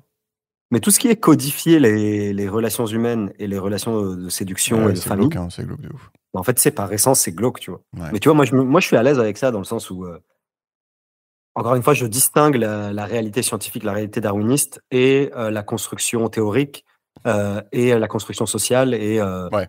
tu vois? Et pour moi, genre, c'est pas grave, il faut accepter que c'est un peu glauque et que c'est pas romantique et que ça déshumanise et que ça désenchante. Ouais. Heu mais tu vois, d'un côté, tu acceptes ça et je trouve que c'est qu'une fois que tu sais ça, je trouve que c'est encore plus élégant et c'est encore plus enchanteur de parvenir tu vois ce que je veux dire? Ouais. À introduire de la en fait, je trouve qu'une fois que tu connais la réalité froide des choses, Mmh. heu, c'est d'autant plus romantique quand tu arrives à t'en affranchir.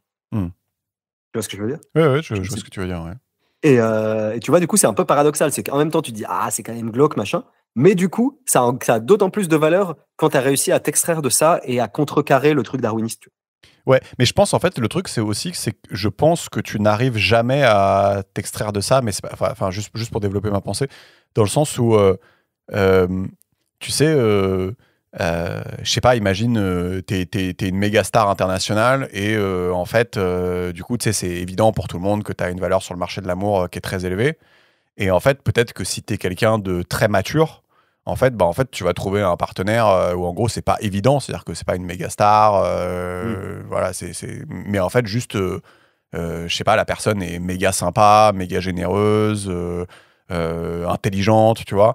Et en Mm. fait, je pense que tu n'arrives jamais à t'en affranchir, mais je pense que tu arrives à trouver, à être, comment ça, comment dire, à être plus mature dans tes choix et faire des choix plus réfléchis et, euh, et sans doute, ouais, c'est ça, avoir des relations qui sont un peu plus riches ou, ou je sais pas, ouais, je sais pas si tu vois ce que je veux dire, enfin, ou même toi en étant une méga star, tu vas te dire. Ok, mais ça m'autorise pas à être un enculé, tu vois, ou des trucs Oui, comme ça, voilà, tu vois. exactement. C'est ce genre de truc que tu vas pouvoir construire en fait en ayant conscience de ce genre de maths, quoi. Exactement, c'est ça, je suis d'accord avec toi. En fait, tu t'en Mm. affranchis jamais complètement réellement, Mm. mais tu arrives à t'ajuster, et à travailler avec cette matière-là Ouais, c'est ça. pour que, ce soit un peu romantique, un peu élégant, un peu, Mm. mignon, un peu, tu vois? Mm. Donc tu sais, tu es conscient de ta nature un peu animale, ta nature humaine, Mm. heu, mais tu arrives à créer de l'enchantement un peu autour, tu vois? Mm. Et heu et c'est pas grave, tu vois? Non, non, mais ouais, c'est ça. C'est ça. En fait, c'est effectivement, c'est bien que tu emploies le terme maturité, tu vois? Parce que je trouve ça plus intelligent et plus mature et plus construit de faire ça, Mm. que juste de se fermer de faire l'autruche, tu vois? Et en fait de dire: «Mais Ouais. non, c'est Walt Disney», tu vois? Oui, oui, c'est Et ça. Et en plus, oui, faut quand même être réaliste. Tu sais, si t'es quelqu'un si t'es quelqu'un de sympa, de riche, d'intelligent et tout, euh, bah, ça va jamais arriver que tu te mettes avec quelqu'un qui est méchant, qui est con, enfin, tu vois, ça n'arrivera pas, quoi. Donc, à un moment, enfin, je pense qu'on le sait tous, mais mmh, c'est aussi un peu, c'est comme ça, quoi. Mm. yes. Ensuite, il y a un concept qu'on peut relier au truc du Starbucks, c'est donc la mate retention, qui est la rétention de partenaires. Et puis juste aussi le fait de savoir ça, de connaître un peu la nature humaine et de se dire: «Voilà, on est tous des êtres humains et on a tous nos conneries». Ouais. Aussi, ça permet d'introduire un peu de détachement dans ton couple et dans tes relations avec les autres. Et je pense que le détachement, parfois, c'est intéressant, tu vois? Oui, oui, De se non, mais dire, complètement. «Je suis investi mais détaché», tu vois? C'est-à-dire que genre, je suis investi, machin, machin, mais je suis conscient que, parfois mon partenaire, il va être con, mon partenaire, ça va être un yinche, ou mon partenaire, il va être jaloux, ou mon partenaire, il ou elle, tu vois? Mm. Heu et en fait, c'est juste de dire, bah, voilà, c'est le fait de se dire, bah, finalement, c'est pas nécessairement de sa faute. On est tous une sorte d'agglomérat d'atomes et de pulsions électriques dans notre cerveau et le fruit de milliers d'années de sélection naturelle. Et c'est pas grave, tu vois? Et on en a nos défauts et c'est la nature humaine, mais je l'aime quand même, tu vois? Ouais, et puis j'étais pas trop. Enfin, je trouve aussi que. Euh, ouais, tu sais, tu vas être en couple et tu vas dire, ah, bah, la personne avec qui je suis, elle a tel défaut et tel défaut. Mais en même temps, tu vas te dire, mais en fait, moi, je suis pas non plus, comment dire, je suis pas, enfin, je suis pas la médaille d'or non plus, quoi. Enfin, je suis un peu relou des fois, je fais ça. Des fois, je suis con, des fois, je suis pas sympa et tout. Et donc, enfin, tu sais, comment dire, Oui, tu relativises, tu quoi. relativises, ouais, ouais, ouais, ouais. Donc, non, non, mais Tu ouais. relativises et puis tu peux, enfin, il y a aussi une question de perception, quoi. Bon, Hmm. ça, là, on sort du sujet du bouquin, heu, mais il y a aussi une question de sur quoi tu choisis de focaliser ton attention, tu vois? Non, non, mais oui. Et je trouve de pratiquer le détachement avec les défauts, et l'attention avec les qualités, Hmm. est-ce que ce serait pas la clé du succès, tu vois? Genre, C'est ça. non, mais tu vois ce que je veux dire? Tant que Ouais, les défauts, ils te niquent pas, tu vois? Tant que genre, ouais, ouais. tant que ta meuf, elle t'enferme pas et elle te bat pas, tu vois? Ou vice versa. Mais tu vois, Ouais, genre ouais. de dire, je vais être détaché avec les défauts et essayer de laisser couler ça et être attentionné avec les qualités, c'est un peu une sorte de super pouvoir qu'il faut un peu entraîner, quoi. Non, non, mais complètement, ouais. Complètement. Et, et donc, du coup, tu vois, on peut appliquer à l'exemple du Starbucks, c'est-à-dire que probablement, bah, si la meuf, elle va voir à côté, bah, c'est que le mec était relou, tu vois, et on voit qu'il était relou, puisqu'il disait qu'il était possessif et voilà, qu'il surveillait tout. Et donc, du coup, ça amène aussi. Donc, voilà, donc il y avait probablement une différence sur le marché de l'amour entre les deux personnes. Et du coup, le mec appliquait un concept, du coup, donc, dont on a un peu parlé, c'est le concept numéro 5 là, qui est le mate retention, donc rétention du partenaire. Et donc, c'est les techniques que tu déploies pour garder la personne avec qui tu es en couple. Et donc, je sais pas si tu as des idées de techniques pour garder quelqu'un en couple, toi, comme ça, brut de forme. Bah, oui, tu peux avoir comment dire? L'assistance financière. Ouais. En gros, pour moi, c'est tout. Bah, il y a différents trucs, mais pour moi, il y a peut-être des grandes catégories, tu vois, si je réfléchis à chaud comme ça. Mm. Tu as la catégorie la dépendance. Ouais. Quand ton partenaire est dépendant financièrement, affectivement ou sexuellement de toi, bah, c'est une stratégie de rétention qui est sale, mais Ouais. c'est une stratégie. Tu Et juste, vois. je peux commenter là-dessus. Ça, c'est un des problèmes principaux en général quand tu as bah, justement un bad man, comme dans le titre du livre. Euh, il va souvent essayer de faire en sorte que sa femme, tu sais, s'occupe des enfants et soit au chômage, justement pour créer cette sorte de dépendance. Donc, tu vois, donc Oui, exactement. là, tu es en plein dans le mille ouais, quand tu dis ça typiquement. Ouais. Exactement. Et c'est pour ça, genre, je trouve que essayer de ne pas créer de la dépendance dans ton couple, parce que parfois tu veux toi-même la créer, et parfois même ton partenaire, ça ne le ou la gêne pas, tu vois. Il se dit, bah moi j'aime bien élever les enfants, etc. Et je trouve Exactement. que c'est un truc, il faut un peu être vigilant et d'aller parfois un peu au-delà des préférences personnelles et de se dire, essayons au maximum de ne pas créer de la dépendance, même si parfois on le veut, tu Non, mais ça, c'est vois. vraiment un point clé parce que je trouve que certaines personnes, et ça peut être aussi mon cas, tu sais, peuvent avoir le raisonnement de dire, bah, en fait, laissez-les faire ce qu'ils veulent. En fait, enfin, si le mec il est épanoui au travail et que la meuf elle est épanouie à la maison avec les enfants, en fait, bah, pourquoi vous venez les faire chier? Et en fait, bah, faut quand même garder en tête que tu crées une sorte de dépendance et que du coup, bah, c'est pas optimal. Enfin, faut l'avoir en tête aussi. Est-ce que finalement la bonne solution, ça serait pas de faire 50-50, tu vois, de chacun se met à 50% au taf Bah et exactement. voilà, et tant pis Exactement. En fait, quoi. pour moi, effectivement, chacun fait ce qu'il veut, mais tant qu'il est au courant des conséquences et Ouais. que ça ne génère pas et qu'il se débrouille pour essayer de réduire les asymétries dans le couple que ça génère. Mmh. En fait, c'est ça. Donc, tu vois, pour le coup, tu peux dire, genre, moi, je veux rester à la maison, ou moi, je veux pas travailler, ou moi, je veux. Tu peux créer une dépendance volontairement, mais Ouais. tant que tu en as discuté dans ton couple et Ouais. que peut-être tu as mis en place des mécanismes compensatoires de type soit 50-50, comme ce que tu as dit, soit de dire, ah, bah, mais dans ce cas-là, c'est pas, dans ce cas-là, comme moi, j'élève mes enfants, tu vas me verser un salaire et on considère que c'est un salaire et que c'est mon dû et que c'est Ouais. pas quelque chose, tu vois. Ou, bah là, j'élève les enfants, moi, pendant 2 ans, mais après, c'est toi, comme ça, on interrompt chacun notre carrière. Non, non, mais Ou en fait, mon point, c'est pas grave, mais il faut être au courant de l'asymétrie que ouais. ça produit. Il faut en discuter et il faut voir comment l'atténuer au maximum. Non, mais de toute façon, quoi qu'il arrive, les gens font ce qu'ils veulent, de toute façon. Oui, voilà, Maintenant, exactement. Ouais. si, en effet, de communiquer et de les prévenir sur OK, ça, ce que tu fais, c'est potentiellement dangereux, ça implique ça, ça et ça. Il y a ça et ça comme solution pour essayer de mitiger ce que tu es en train de faire. Comme ce que tu dis, hein, faire alterner un an, machin. Tout ça, c'est des choses, bah ouais, faut le faire savoir aux gens. Et bah oui, après, évidemment, ils choisissent ce qu'ils veulent. Je regardais à la télé, je vais pas dire ce que je regardais parce que je connais pas les détails, mais je regardais à la télé, du coup, là, une femme qui s'était fait battre par son mec, et la psychologue a dit, bah ouais, le mec voulait pas qu'elle trouve un taf, tu vois. Eh bah oui, non mais tu vois, genre à un moment, tu vois, faut aussi être vigilant euh, à ce genre de mécanismes. Donc en fait, voilà, donc je peux les énumérer. Donc dans les stratégies de rétention de partenaires, il y a du coup pousser ta compagne, ton compagnon à se mettre au chômage, à ne pas avoir de travail, à ne pas avoir de ressources. Tu peux l'isoler de ses amis et de sa famille.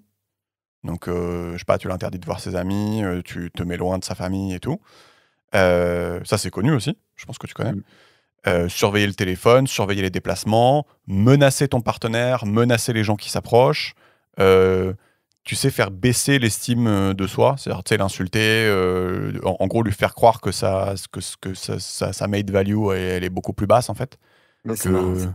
Ouais, tu vois, c'est non, mais en fait, t'es pas belle, t'es folle, machin, tu vois. Donc ça, c'est aussi couramment utilisé.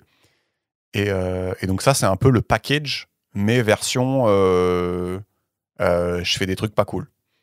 Tu vois le Ouais. truc.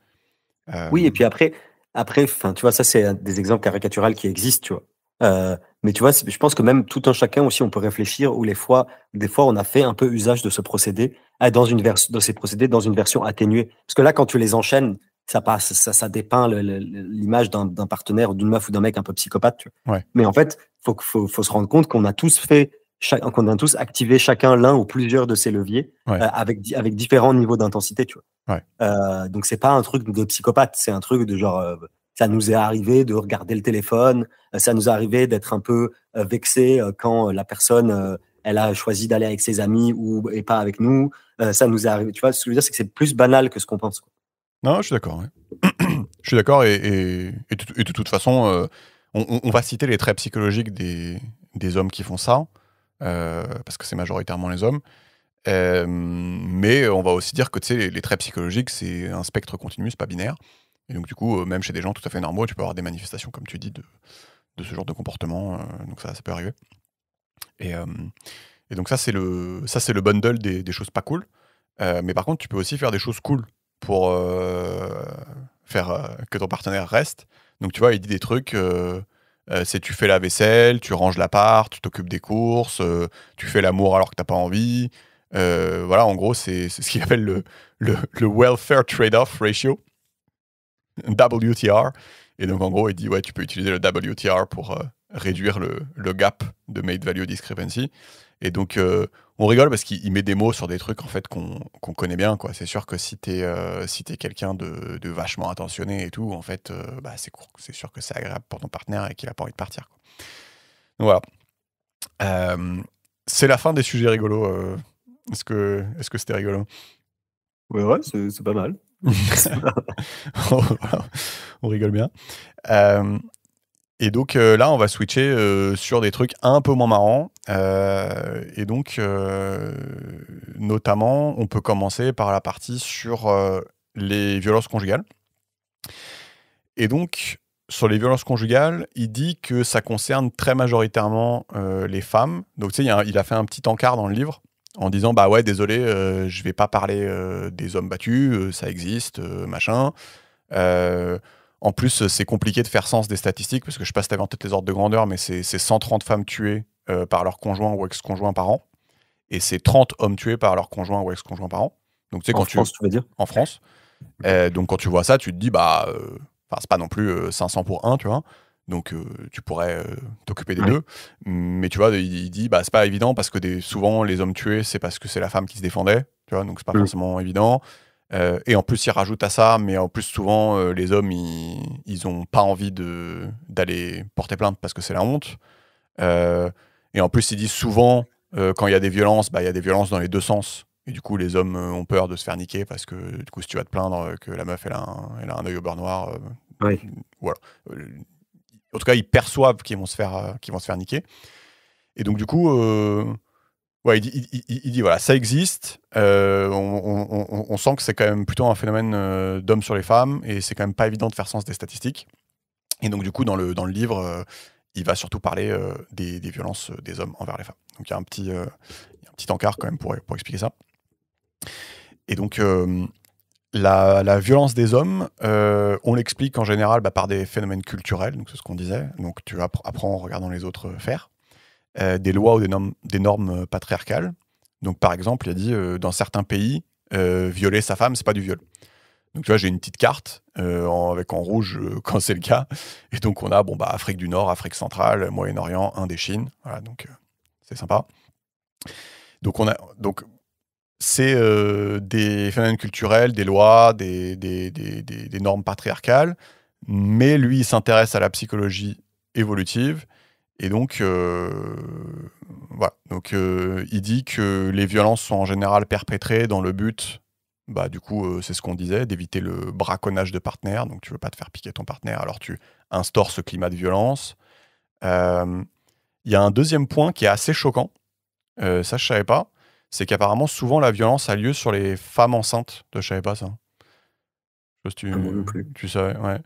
Et donc lui, il dit, bah là, s'il essaie d'expliquer ça d'un point de vue évolutionniste, il dit c'est une suspicion que l'enfant n'est pas le tien, et donc ça serait une tentative d'avortement forcé.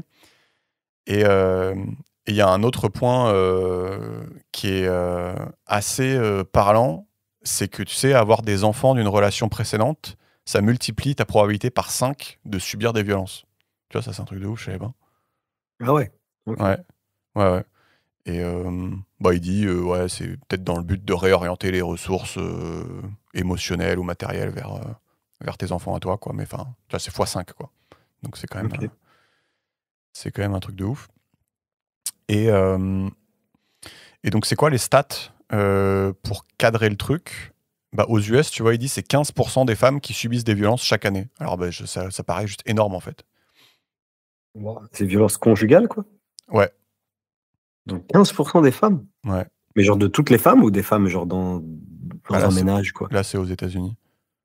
Ah, Oui, ouais, du coup, ouais, je sais pas, bonne question. Je sais pas. Je sais pas. Si ça vous intéresse, je peux mettre le lien de l'étude ah ouais. en bas. Mais ouais, c'est violent, ouais. Ouais. Mais non, non, attends, ça me paraît gigantesque quand même. Non, Ouais. parce que Après, c'est une. est-ce que Ouais, ah oui, c'est chaque année quand même aussi. Ouais, putain, ouais, mais déjà ça c'est paraît déjà ouf. Hein. c'est chaque année. Ouais. Et juste, du coup, dans le bouquin, genre, c'est bien sourcé et tout quand il affirme des trucs, il y a plein d'études derrière et tout? Bah ouais, tu sais, il y a toujours enfin, après, je m'amuse pas à aller regarder les trucs, mais il y a toujours un petit astérisque où, en gros, ça te donne l'étude. Donc oui, OK. je réitère ce que je dis. Si ça vous intéresse, mettez dans les commentaires sur tel truc, je veux bien. Vous me dites tel truc, je veux bien avoir le papier. Et moi, je peux regarder dans le bouquin et vous mettre dans les commentaires Mais le donc truc, quoi. mais le fait est qu'il y a pas mal de papiers, quoi, en biblio? Ah bah oui, oui. Le mec, rien que le mec, il a 300 publis. OK, d'accord, oui, quand même. OK, Voilà. OK. Donc, OK, d'accord. Et putain, mais 15 c'est énorme. non, mais j'avoue, Tous après, les ans? faut peut-être voir si. Ouais, tous les ans. Donc, c'est pas une fois dans la vie, c'est tous les ans. Et ouais, faut peut-être voir si c'est que les femmes en couple, du coup. Mais ouais, j'avoue. Mais déjà, même si c'est que les femmes en plus, c'est énorme. Non, mais oui, non, mais quoi qu'il Heu arrive, c'est énorme, en fait. Ouais. et après si c'est toutes les femmes, c'est encore plus énorme, hein, parce que Ouais, après, c'est encore plus vénère. mais et après, il faut voir si c'est toutes les femmes et si c'est que les femmes en couple, et il faut voir qu'est-ce qui rentre dans la catégorie de violence. Ouais, Mais c'est dans ça. tous les cas, c'est impressionnant, quoi. Ouais, c'est ça. Et, mais tu vois, ouais. Alors est-ce que c'est violence physique? Ou est-ce que genre une insulte, c'est violence, Bah, je sais pas. En fait, c'est-à-dire que, tu vois, typiquement, dans le truc que j'avais vu à la télé tout à l'heure, t'avais la psychologue qui expliquait que dans les violences, elle mettait, par exemple, tu sais, un mec qui prend un verre comme ça et qui Mmh. l'éclate par terre en regardant de façon menaçante Oui. sa femme. En gros, c'est un acte de violence dans le sens où il te signifie que Oui. attention, tu vois, ça appartient en couille, tu vois. Donc Mmh. c'est aussi un acte de si tu fais pas ce que je dis, si ça, il y a des choses qui ont mal se passer. Donc typiquement, elle disait ça, c'est aussi une sorte de violence, chose sur laquelle je peux être d'accord. Maintenant, je sais pas si ça rentre dans ce genre d'études, tu vois. Voilà, D'accord. on sait pas. Mais je trouvais ça intéressant. Et C'est gigantesque, hein. ouais, ça paraît ouf. Bah, peut-être écoutez, si ça génère de l'intérêt dans les commentaires, on mettra le truc. Euh, et tu vois, il cite une autre étude de 517 cas de violence domestique, et il y a seulement 2% des agresseurs qui passent un temps quelconque en prison. Ça te recadre aussi le truc. Euh, Et ça, c'est aux États-Unis aux aussi. États-Unis, ouais. Et autre chiffre très parlant, c'est sur 100 femmes, il y a 80% qui vont revenir en couple avec leur agresseur. Et donc, si tu découpes le truc, ça fait 27 qui reviennent en couple avec leur agresseur parce qu'il a promis de plus recommencer. 17 qui reviennent parce que le mec a dit qu'il allait taper si elle revenait pas. Donc celui-là, il est quand même goldé. 14 qui reviennent parce qu'elles n'ont nulle part où aller. 13 qui reviennent pour les enfants. Et 8 qui reviennent parce qu'elles sont tristes pour le mec et qu'elles sont encore amoureuses. Donc il y a 80% quand même qui reviennent avec, Ouais. avec, le, avec le petit détail que je viens de faire. Et bon de 20% avec le Covid sur les violences, quand même. Ouais. Donc ça, déjà, bon, je ne sais pas si on va s'éterniser parce que c'est badant, mais déjà, enfin, ouais, j'avais des chiffres moins élevés en tête, et du coup, j'étais un peu sur le cul en lisant le truc, quand même. Tout est élevé, en fait, tu vois. Toutes les métriques Ouais, font un peu plus. enfin, j'ai cru comprendre qu'en France, c'était à peu près la même chose. Genre, c'était super élevé, c'était super mal pénalisé. c'était super mal reçu dans les commissariats. Bon, maintenant, ils sont en train de former des gens un peu à la réception des femmes qui subissent ça, tu vois? Ouais. Heu, Mais même, enfin, si tu veux, quand le mec a appliqué ces stratégies là, où en gros, où en gros, du coup, toi, t'es une femme, t'as pas de travail, t'as plus d'amis, t'as plus de famille, euh, après, tu niqué, quoi. bah, ça rentre dans la balance en fait. Donc, Oui, bah, oui. faut pas être naïf en fait. C'est juste qu'à un moment, le mec a déployé toute sa stratégie de connard. Et s'il la déploie, c'est aussi parce que c'est une stratégie qui marche, quoi. Donc à un moment, ouais, le problème est quand même pernicieux, quoi. Et donc, là, on peut parler psychologiste. Et du coup, c'est qui les hommes qui font ça? C'est ceux qui ont ce qu'on appelle la triade sombre. Je sais pas si tu avais déjà entendu parler de ce truc-là, la triade sombre. Non. Si, tu connais. Si. En gros, quand tu as la triade sombre, c'est quand tu es psychopathe. Donc, psychopathe, c'est quand t'as pas d'empathie. Je sais pas si tu. Enfin, tu sais, moi, Ouais. je connais pas forcément la définition de tous les trucs. On le dit, mais on connaît pas la définition. Psychopathe, c'est quand t'as pas d'empathie. 2, c'est quand t'es narcissique. Donc, tu dis, ah, je pense que je mérite beaucoup. Et 3, c'est quand t'es machiavélique. Donc, c'est-à-dire que tu trouves du plaisir dans le fait d'infliger des souffrances. Donc, en gros, quand t'as la triade sombre, c'est ghetto. Tu Dans la triade sombre. vois. Ouais. Donc, Et en fait, on est d'accord que ces trucs-là, c'est des spectres. C'est oui. pas des booléens. C'est Oui. genre quand on dit c'est t'es psychopathe, c'est-à-dire que tu as moins d'empathie que le commun des mortels, c'est pas que tu en as pas. Ouais, en Ou fait, ou quand on dit que tu es machiavélique, c'est-à-dire que tu Voilà. prends plus de plaisir que le commun des mortels, Ah mais voilà, mais en gros, je pense que vu que c'est un spectre, la manière dont tu définis quelqu'un qui est psychopathe, c'est que tu regardes du coup la distribution des gens et tu ouais, mets un seuil et tu dis, ah ouais, bah en fait, t'es dans les 1% de ceux qui oui.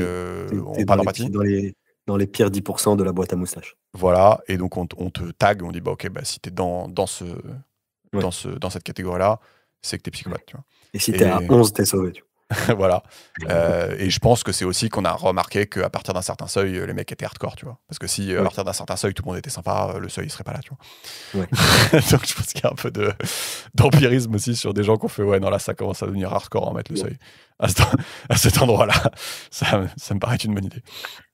Donc, voilà. Donc vu que tu vas pas faire un test psychologique à la personne avant de te mettre en couple, tu vois, lui il donne certains indicateurs. On en a parlé, mais tu vois, donc effectivement, si un homme te sépare de tes amis, de ta famille, s'il veut pas que tu travailles, s'il veut savoir à tout prix où t'es quand tu sors, ce que tu fais, machin, s'il regarde ton téléphone, et ben tout ça, c'est des prédicteurs que, en gros, bah, il va te frapper, quoi.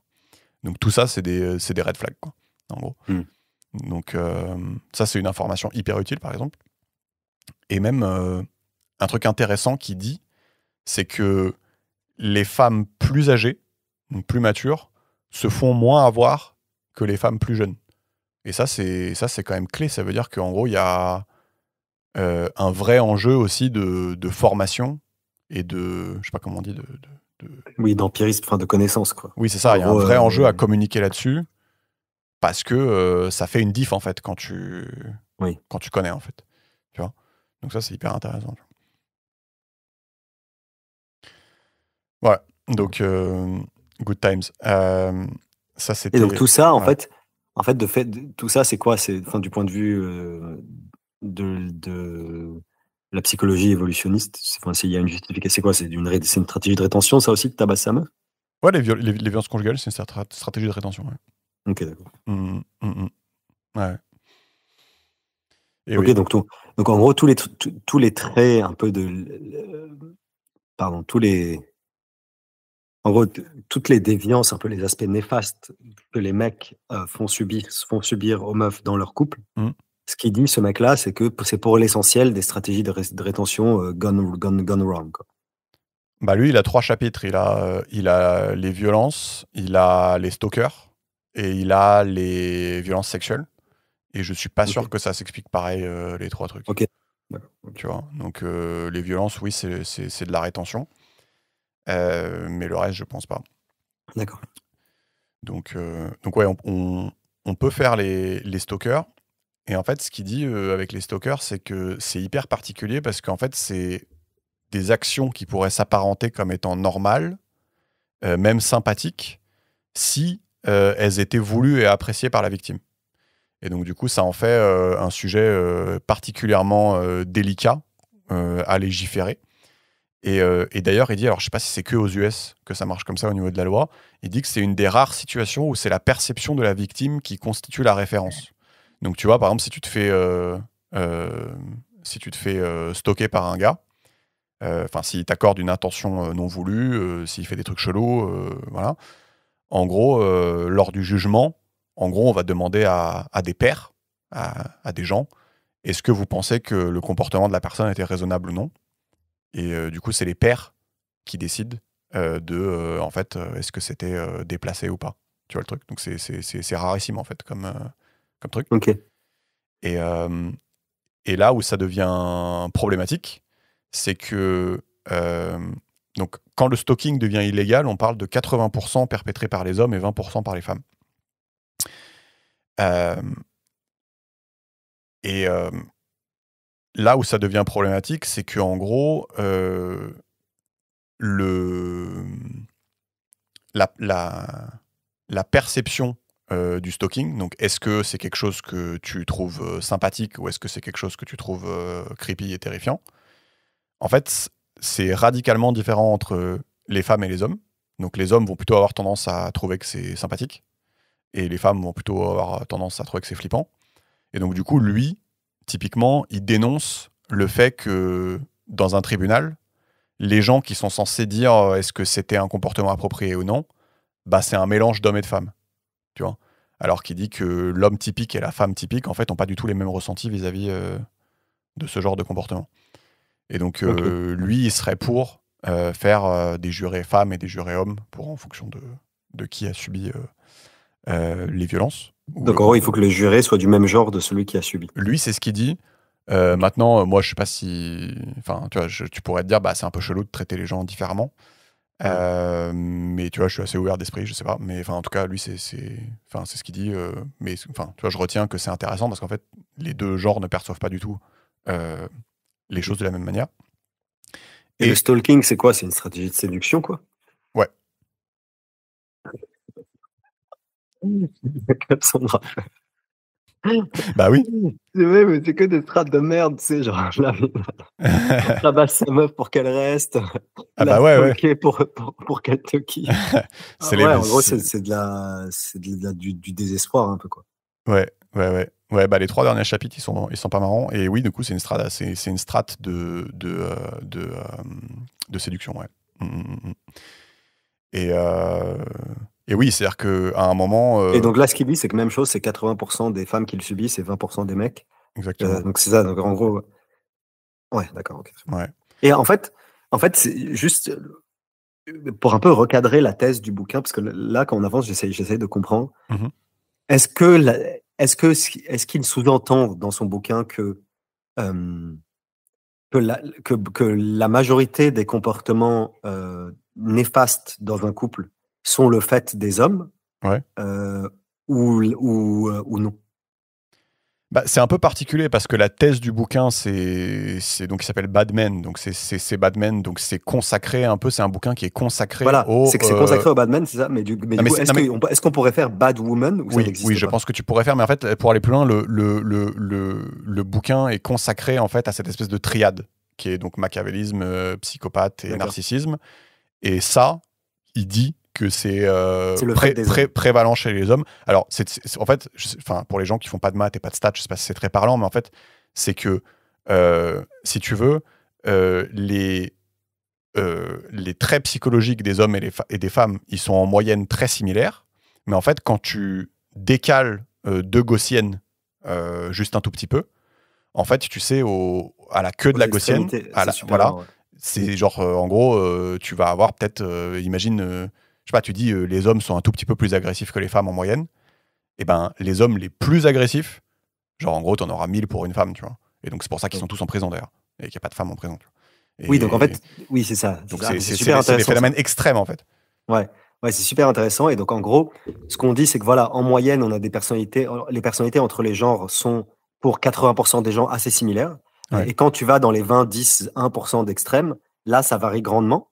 Ah bah, et en fait, plus tu vas vers l'extrême, plus le ratio est énorme en fait.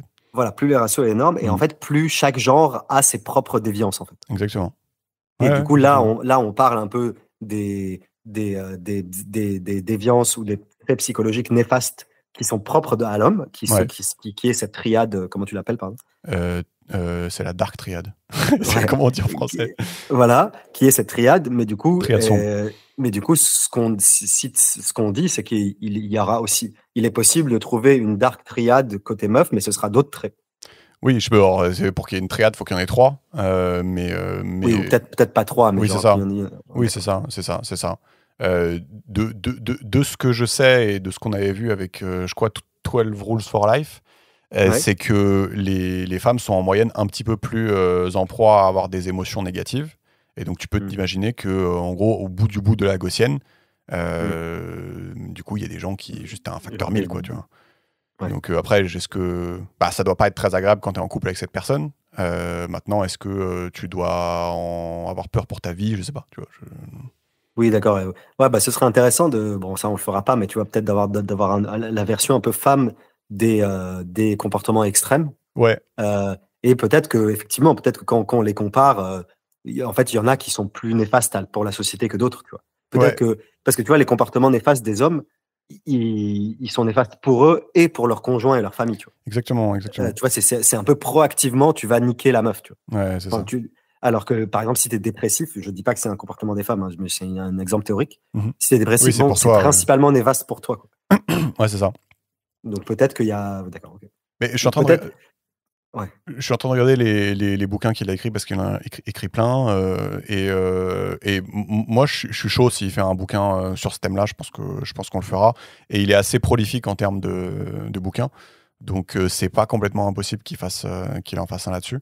Donc, écoute, on verra. Mais oui, ça peut être un sujet intéressant. Mais je pense que la particularité, c'est ce que tu dis. C'est qu'en gros, là, ça nous intéresse parce que c'est un comportement qui met en danger les autres, en fait. Oui, Donc c'est particulièrement intéressant en fait d'en parler, quoi. oui. Oui, Ouais, tu vois, bah, peut-être que si on fait une analyse comparative des genres, ouais, on voit que genre les déviances spécifiques aux mecs, elles sont nuisibles les- pour autrui en exactement. plus de lui-même, et les meufs, c'est principalement pour elles-mêmes. Du coup, les déviances des mecs, en fait, sont plus graves pour sont plus néfastes pour la société, quoi. Ouais, je pense que c'est pas impossible que ça soit le cas. Ouais. Ouais, ouais. Donc peut-être on confirmera s'il continue à être prolifique avec ses livres. Et, euh, et donc du coup, juste pour continuer un peu sur le stalking, donc on avait dit 80% c'est perpétré par des hommes. Et en fait, ce qu'il faut voir, c'est que c'est très dangereux en fait. C'est vraiment dangereux. C'est-à-dire on a quand même 62% de menaces physiques dans les cas de stalking par les hommes. 25 à 40% de violence physique. Et enfin, quand une femme est tuée par un ex, dans 75% des cas, en fait, il y avait du stalking dans l'année qui précède le meurtre. Donc, euh, donc, en gros, si tu veux, ce que ça dit, c'est que les peurs exprimées par la victime, en fait, elles sont très rationnelles dans le cas de stalking. Donc, Mmh. ça pourrait justifier le fait d'avoir, en gros, des cours genrés quoi, sur l'évaluation de est-ce que les avances faisaient flipper ou pas, tu vois. Ouais, je vois. Pourrait justifier. Quoi. Parce que c'est Ouais, je vois, objectivement dangereux, en fait. Mm. je vois. Donc en fait, Euh, ce qu'on dit un peu, c'est que le stalking, c'est un peu un signal faible mm. qui dans une proportion des cas élevée, préfigure un truc beaucoup plus grave. Ouais, c'est ça. C'est ça. Euh, donc voilà. Et oui, et donc le truc badant, alors j'ai hésité à mettre les stats, mais je me dis, on va pas se censurer. Mais effectivement, le truc badant, c'est que malheureusement, parfois ça marche. Dans le sens où, tu vois, ils avaient étudié 2500 victimes de stalking, et dans 13% des cas, Ah, le bâtard, il le met. mais non, mais Il drop la stat. ouais, je m'excuse, vous mettrez en mute si ça vous dérange. Mais dans 13% des cas, la victime a Ça, accepté de se mettre en couple avec le stalker, et dans ça marche. 6%. Non, mais tu vois. Et ils vécurent heureux. Bah, je pense pas, non. Et donc 6% auraient accepté des relations sexuelles. Et donc, c'est un enfer ce truc, mais comme on l'a dit, en fait, le fait d'en parler et de, et de communiquer sur le fait que c'est dangereux, en fait, et que c'est objectivement dangereux et que c'est très dangereux, je pense que c'est un levier, justement, pour améliorer les choses, parce que justement, on en parlait, on voit une différence avec la maturité aussi de la personne qui se fait stocker sur euh, comment réagir. Voilà. Donc, Je pense qu'il y a une certaine importance à savoir que c'est quelque chose qui mérite une attention particulière, quoi. Oui. Tu vois. Parce que, je sais pas, je vois ces chiffres, 13% auraient accepté de se mettre en couple avec. Il y en a une qui disait, il a menacé, je suis désolé, c'est drôle, mais il a menacé de couper la tête de mon chien si je ne faisais pas ce qu'il voulait. Alors, mais putain. Bref. c'est la partie du bad. Voilà. On va finir avec des joyeusetés. Donc, l'attention sexuelle non désirée. Donc, aux États-Unis, on a 83% des plaintes pour harcèlement sexuel qui étaient des femmes et 17% des hommes. Et ce qui est rigolo, c'est que les 17% des hommes, c'était des harcèlements sexuels perpétrés par d'autres hommes. Donc on a un phénomène quand même très asymétrique. Voilà. Et voilà, et on retrouve ce côté aussi de perception. C'est-à-dire quand tu demandes à un panel d'hommes comment ils le prennent, si un collègue de... Non, je vais la refaire parce que c'est drôle. Si tu demandes à un panel d'hommes et de femmes comment ils le prendraient si un collègue de travail leur demandait d'avoir une relation sexuelle, donc dans le cadre de l'étude, 63% des femmes disent qu'elles se sentiraient insultées et 17% se sentiraient flattées. Et pour les hommes, c'est les mêmes chiffres, mais inversés. Mais 63 plus 17, ça fait pas 100. Il y a un truc. Non, mais il doit y avoir un truc où Ouais, je m'en balèque, ok. tu vois, je sais pas. Ouais, Ouais. ok. Entre les deux. Ah oui, c'est inversé, ouais. C'est Nous, les mêmes nous, chiffres, on kiffe. mais Nous, c'est on kiffe. inversé. Donc il dit les femmes perçoivent un danger, sans doute à juste titre, là où les hommes perçoivent une opportunité, sans doute à juste titre aussi. Voilà. Donc ça cadre un peu le truc. Mais pourquoi sans doute à juste titre? Sur quel point? Bah, les deux, en fait. Pourquoi, par exemple, quand un mec dit, un mec sur le lieu de travail, il dit à une meuf, est-ce que tu veux avoir des relations sexuelles avec moi? Bon, ok, que la meuf veuille pas, c'est pas grave. Ouais. Mais pourquoi c'est à juste titre qu'elle perçoive ça comme un danger? Alors, il y a 2 points. Il y a ce qu'on vient de dire sur les stalkers. Donc, c'est pas le même chapitre, mais je pense qu'on peut s'en inspirer, dans le sens où, en gros, les mecs qui font des trucs chelous, c'est dangereux. Ouais. Et il y a un truc dont on n'a pas parlé, qui est, en gros, les gens qui... Parce qu'en fait, mon point, c'est que, tu sais, genre, il y a une proportion pas négligeable des couples qui se forment, qui soit se sont rencontrés, soit se sont formés sur le lieu de travail. Non, mais je comprends.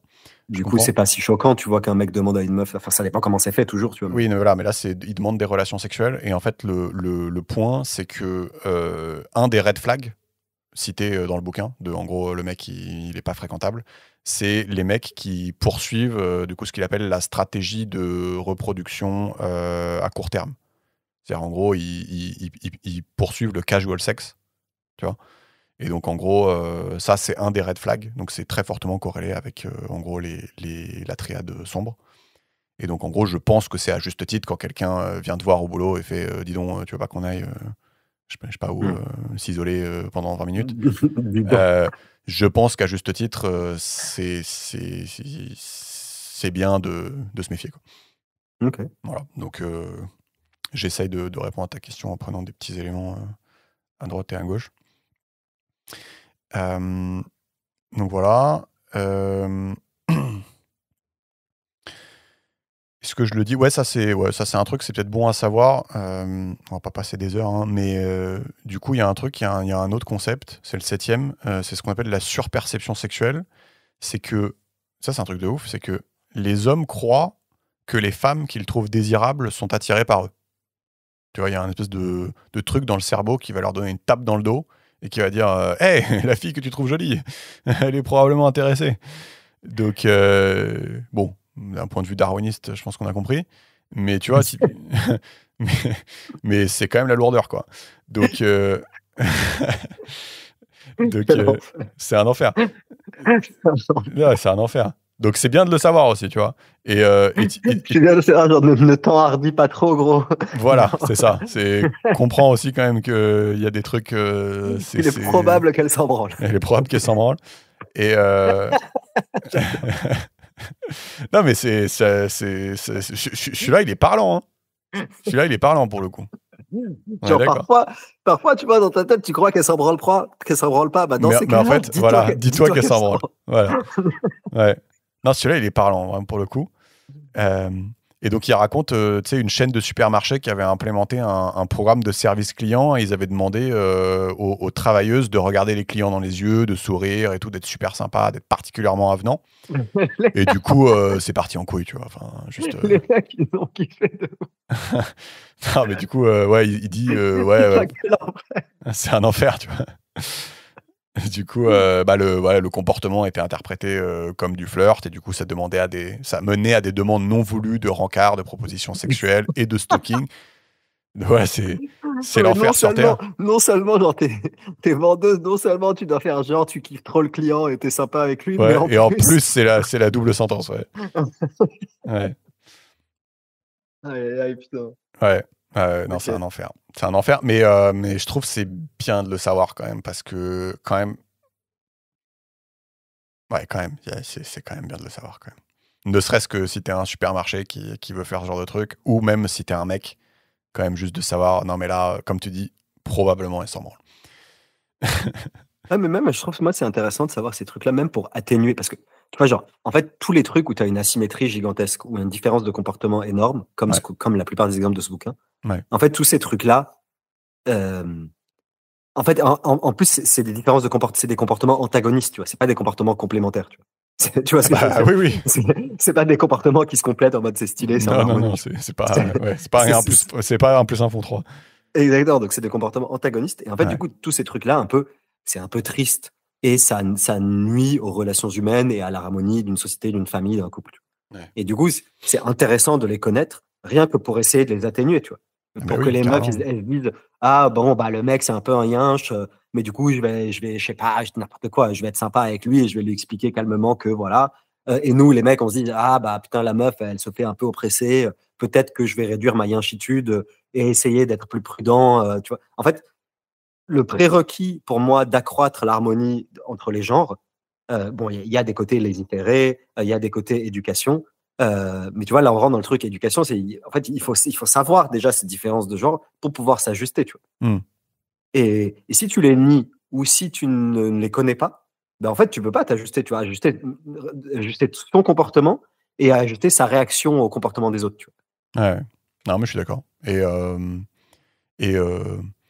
Et je trouve aussi moi, j'ai personnellement constaté, et c'est encore une fois, c'est un phénomène qui diminue en fait avec l'âge, mais qui était particulièrement présent, tu sais, quand t'as début de vingtaine d'années et tout, que en gros, les mecs qui sont des yinches ont aujourd'hui, tu vois, j'avais constaté qu'ils avaient plus de succès, quoi. En fait, le mec juste qui lâche pas l'affaire, qui est tout le temps là, qui est lourd, toi, tu constates avec tristesse, tu vois, que genre parfois ça marche, tu vois. Et donc du coup t'es là un peu, tu fais bon bah ok, c'est sympa et tout. Et donc du coup oui, je trouve que ça gagnerait à ce que en fait certains red flags soient connus, quoi. Donc voilà, donc mais oui, c'est intéressant, oui, c'est intéressant. Et là je vais finir avec des stats un peu hardcore. Du coup, il se posait la question quel pourcentage d'hommes commettent des viols. Et il cite une étude quand même, c'est quand même l'obscurité totale. Il dit que 35% d'hommes disaient dans l'étude qu'ils auraient éventuellement une chance qu'ils commettent un viol s'ils n'avaient aucune chance de se faire attraper. Et ils ont répliqué l'étude avec un taux de 27%. Et pour continuer dans l'obscurité, ce taux, il passait à 62% quand tu n'utilisais pas le mot viol. Tu vois, quand c'était je fantasme d'utiliser la force. Donc c'est quand même vénère comme chiffre. Et bon, il y avait 5. Non, mais attends, non, mais juste fantasmer, c'est pas la même chose que passer à l'acte, tu vois. Donc, enfin, ce que je veux dire, c'est que dans la question, ils peuvent, genre, si la question est est-ce que si tu n'avais aucune conséquence, tu utiliserais la force pour obtenir des relations sexuelles? Là, ok, là, c'est oui, c'est pas la même que de fantasmer. Ouais, mais du coup, il faut pas utiliser le mot fantasme, quoi. C'est ça mon point. Non, mais d'accord. Du coup, en effet, c'est les fantasmes, on ne juge pas les fantasmes des gens, tu vois. Ouais, alors je suis allé un peu vite. C'est-à-dire que c'est deux études différentes. Il y a une première étude qui est 35% des hommes disaient qu'il y aurait éventuellement une chance qu'ils commettent un viol s'il n'y avait aucune chance de se faire attraper. Ça a été répliqué à 27. Voilà. Ensuite, il y Ça, a c'est une ça, autre c'est étude. hardcore. Ça, c'est une autre étude qui a trouvé 36% sont d'accord avec la phrase « je fantasme de violer une femme ». Et là, ça doublait quand tu disais « je fantasme d'utiliser la force ». C'est 2 études différentes. J'ai fait un petit. Ok, mais je du me coup, suis ce que je veux dire, c'est que autorisé à faire un petit raccourci. ouais, mais tu vois, genre la première étude, moi, je suis à l'aise avec le fait de dire que c'est hardcore, c'est surprenant, qu'est-ce qu'on fait, qu'est-ce qu'on en déduit, comment on agit, etc.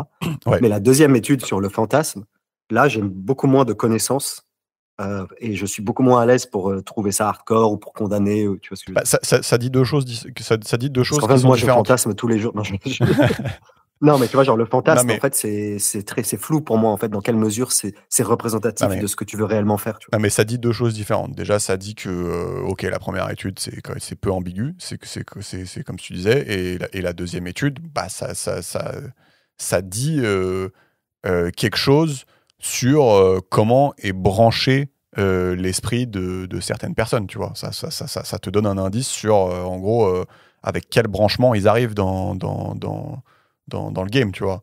Enfin, en gros, Oui, mais tu vois, genre, tu sais, dans les relations sexuelles, tu as le roleplay, tu vois. Oui. Tu joues un rôle. Tu vois. Non, Donc, mais j'ai bien compris.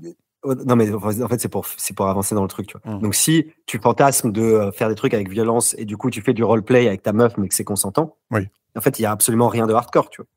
Non, mais bien sûr, mais en fait, c'est même pas ça que c'est même pas ça que je dis. Ça, je suis d'accord. C'est juste, ça te donne un indice sur le type de pré-câblage avec lequel certaines personnes rentrent dans la vie. Et donc, ça te dit, ok, ben, ça veut quand même dire quelque chose, tu vois. Même si derrière, ils n'agissent pas dessus, certains vont agir. Et bon, alors, juste, dans l'étude, il y avait 5% qui ont dit vouloir violer des animaux, et ça méritait d'être souligné. Je pense qu'il faut le caser.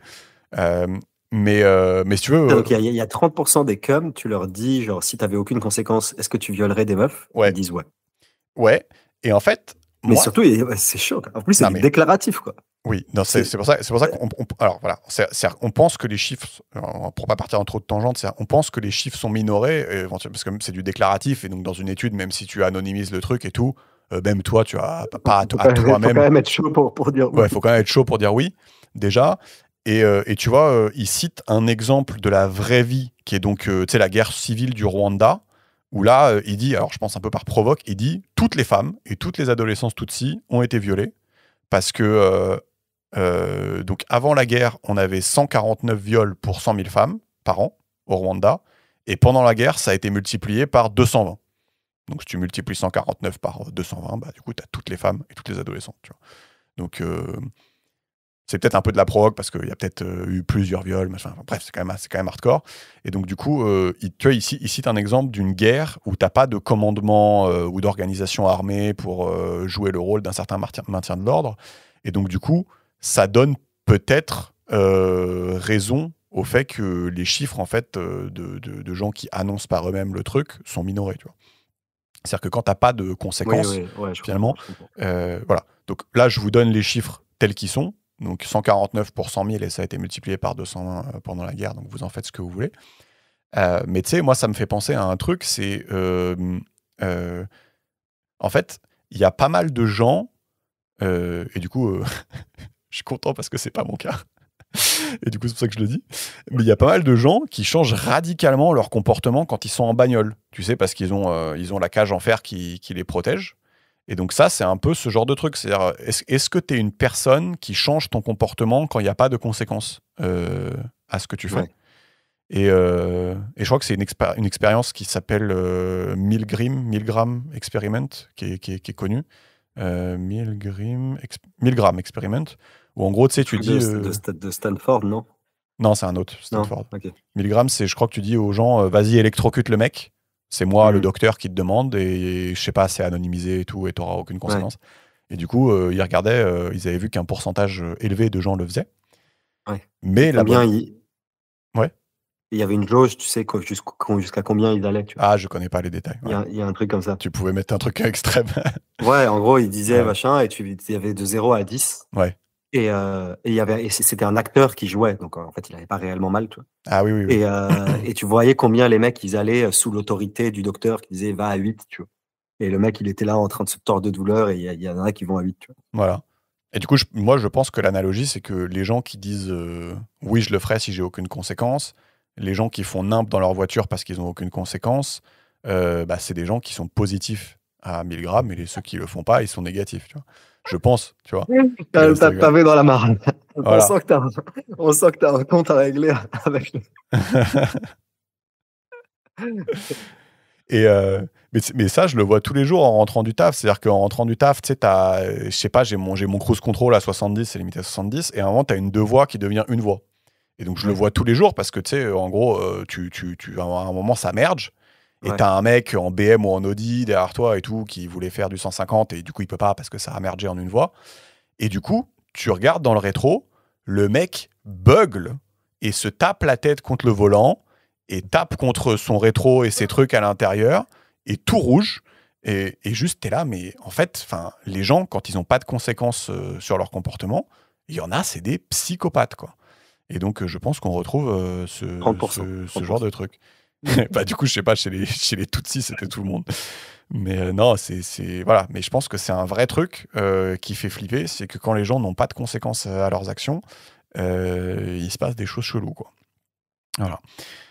Donc,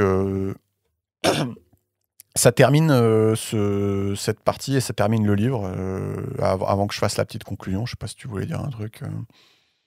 Non, ça glace un peu, tu sais. Genre. Les 3 dernières parties, c'était pas le truc le plus marrant. Ouais, j'ai une capacité à fanfaronner qui est réduite. Qui était réduite, ouais, on a bien vu. On a tenté de détendre l'atmosphère à 2-3 endroits, mais c'était pas réussi. Donc, ouais, je peux faire la petite conclusion du coup pour voir ce qu'on a appris. Yes. Donc, ouais, c'est une conclusion classique pour ce genre de bouquin, mais donc il dit ok, dire qu'une chose est le fruit de l'évolution ne veut pas dire qu'elle est immuable. Hein, donc, le but, c'est de comprendre tout ce qui est le fruit de l'évolution, d'inhiber ce qu'on veut pas et d'encourager ce qu'on veut. Donc, ça, c'est l'élément. Ça, c'est super important parce que tous les deux, on est familiers de ça. Ouais. Mais encore une fois, je trouve que c'est super important pour les gens qui réfutent, qui ont cet aspect un peu religieux et qui sont mal à l'aise avec les conclusions de la psychologie évolutionniste parce que ça remet en cause leurs propres valeurs, etc. Ouais. Et c'est intéressant de leur dire que c'est simplement un input. Et après, c'est de dire qu'est-ce qu'on fait de cet input-là et comment on agit en conséquence. C'est pas du tout un truc qui dit on est d'accord avec ça, il faut que ça se perpétue. Non, mais carrément. Et tu vois, c'est pour ça que c'est bien qu'il conclue comme ça et que tu en parles parce que, en fait, peut-être que nous, on est à l'aise avec ça, mais c'est super important, je pense, pour le grand public. Quoi. Ouais, avec tout ce qu'on a dit, tous les caveats qu'on disait au début du bouquin. Voilà, élément numéro 2, il dit comprendre qu'il existe des différences en moyenne entre les sexes. Typiquement, c'est ce qu'on disait sur les lois sur le harcèlement. C'est pas perçu pareil par un panel de femmes et par un panel d'hommes. Peut-être quelque chose à faire, voilà, en faisant attention quand même de rester juste dans les yeux de la loi, mais peut-être quelque chose à faire là. Oui, non, mais il y a clairement quelque chose à faire. En fait, si tu comprends pas les différences entre les sexes, tu peux pas ajuster ton éducation, ajuster ta législation, ajuster ta prise en charge des victimes. Tu vois. Genre, typiquement, si on prend l'exemple juste de la prise en charge des victimes de violences conjugales dans les commissariats, si t'as pas une formation spécifique des hommes, ou si t'as pas, ou des femmes, ou si t'as pas genre une amélioration et une référente un peu violence conjugale, qu'on constate, c'est que la prise en charge de ces trucs-là est nulle dans les commissariats en France. Tu vois. Ouais, non, mais là-dessus, on est complètement d'accord. Moi, je réagissais, on est complètement d'accord. Hein. Je réagissais sur sa proposition de mettre des jurés femmes et des jurés hommes. Oui, mais j'ai compris. Mais pour moi, c'est juste un exemple. C'est un exemple. Juré femme, juré homme, ou mon truc de prise en charge. En fait, c'est juste divers exemples qui est de dire il faut partir de la différence entre les genres pour pouvoir implémenter des choses. Quoi. Tu vois ce que je veux dire? Non, mais bien sûr. Et donc ça, ok. Ensuite, il y avait un troisième élément qui est, on l'a dit aussi, c'est recherche des qualités pertinentes chez ton partenaire. Donc typiquement, évite la triade sombre. Et donc, si c'est quelqu'un qui parle tout le temps, qui est au centre de l'attention, si tu es peu mature, tu vas te dire c'est un symbole de statut. Mais en fait, non, c'est un symbole de narcissisme. Tu vois, donc faut faire attention. Voilà, il dit un trait qui prédit les violences sexuelles, c'était les hommes qui avaient un très mauvais score en honnêteté et humilité. En gros, c'est les gens manipulateurs, malhonnêtes, prêts à tricher ou à voler pour progresser. C'est les gens qui estiment qu'ils méritent un traitement spécial. On en a parlé aussi, les hommes qui adoptent une stratégie de reproduction court terme, il faut faire attention, c'est aussi des indicateurs de triade sombre. Donc là son point, c'est fais attention aux red flags et recherche des qualités pertinentes. Et j'aime bien son truc de le mec qui est au centre de l'attention, qui parle tout le temps. Attention, parfois souvent c'est du narcissisme, c'est pas un symbole de statut. Fais gaffe de pas te faire avoir par certains red flags qui pourraient te sembler des green flags, quoi, tu vois. Donc ça j'aime bien. Et c'est le dernier du coup, mais capital aussi, c'est indépendance financière. C'est-à-dire que un homme qui a une femme qui a tout le loisir de se casser parce qu'elle a un travail, elle a une bonne situation, il va plutôt avoir tendance à adopter des stratégies de rétention douces plutôt que violentes. Et donc c'est triste, mais en fait, il dit que c'est un des facteurs clés pour avoir une société avec moins de violence conjugale, c'est en gros de diminuer les égalités hommes-femmes en fait, sur ce genre de choses-là. Donc tu vois, ça c'est tu vois, qui le mettent à la fin et qui disent que c'est un facteur clé, c'est que c'est quand même important. Ouais. Ouais, moi je trouve ça super intéressant et je trouve ça super bien qu'il conclue là-dessus. Parce que franchement, la dépendance financière, c'est le pire truc. Ah ouais, c'est que tu restes. En fait, quand tu rentres en dépendance financière, tu te soumets au bon vouloir de ton mec. Exactement. Ou de ton partenaire. Et du coup, genre, ça peut être un mec sympa et un mec mature, et du coup qui fait attention à ne pas rentrer dans des stratégies de rétention fortes. Mais c'est juste, ça peut aussi être un bolos, tu vois. Ouais, et en fait, le fait c'est que quand tu rentres dans une dépendance financière, bah, tu es soumise à l'arbitraire du comportement de ton mec ou de ta meuf. Tu vois. Ouais. Et du coup, c'est juste, genre, en gros, tu jettes ta pièce, quoi. T'es là, genre, tu sais pas en 10 ans comment il va évoluer. Bah, t'es pas maître de ton destin. Ouais. T'es pas maître de ton destin, t'es maître de ses réactions à lui. Et en plus, quelqu'un d'aujourd'hui, c'est pas le même dans 5 ans, c'est pas le même dans 10 ans, c'est pas le même dans 20 ans. Un couple, ça dure longtemps, tu vois. Peut-être qu'aujourd'hui, c'est idyllique, dans 10 ans, ce sera hardcore. Et en fait, c'est pour ça que je dis tu jettes une pièce, tu vois. Et imagine, t'as pas travaillé pendant 10 ans. Ouais. Voilà. Et alors, tu vois, donc en gros, si tu te mets dans une situation de dépendance financière, bah, tu jettes ta pièce et t'as pas envie que ton avenir soit basé sur ça, tu vois. Ouais. Genre, t'es sur un pile ou face de est-ce que dans 10 ans il va être hardcore ou pas, tu vois. Ouais. Et du coup, garde ton indépendance financière comme ça. Ouais. Ouais, voilà. Du coup, David Buss, Badman. Et voilà, je pense que c'était intéressant. C'était marrant au début, c'était moins marrant à la fin, mais je pense que c'était intéressant quoi qu'il arrive. Yes, bah ouais, merci, moi j'ai bien kiffé. Ouais, bon bah c'est cool. Et bah allez, salut. Il est bien ce bouquin.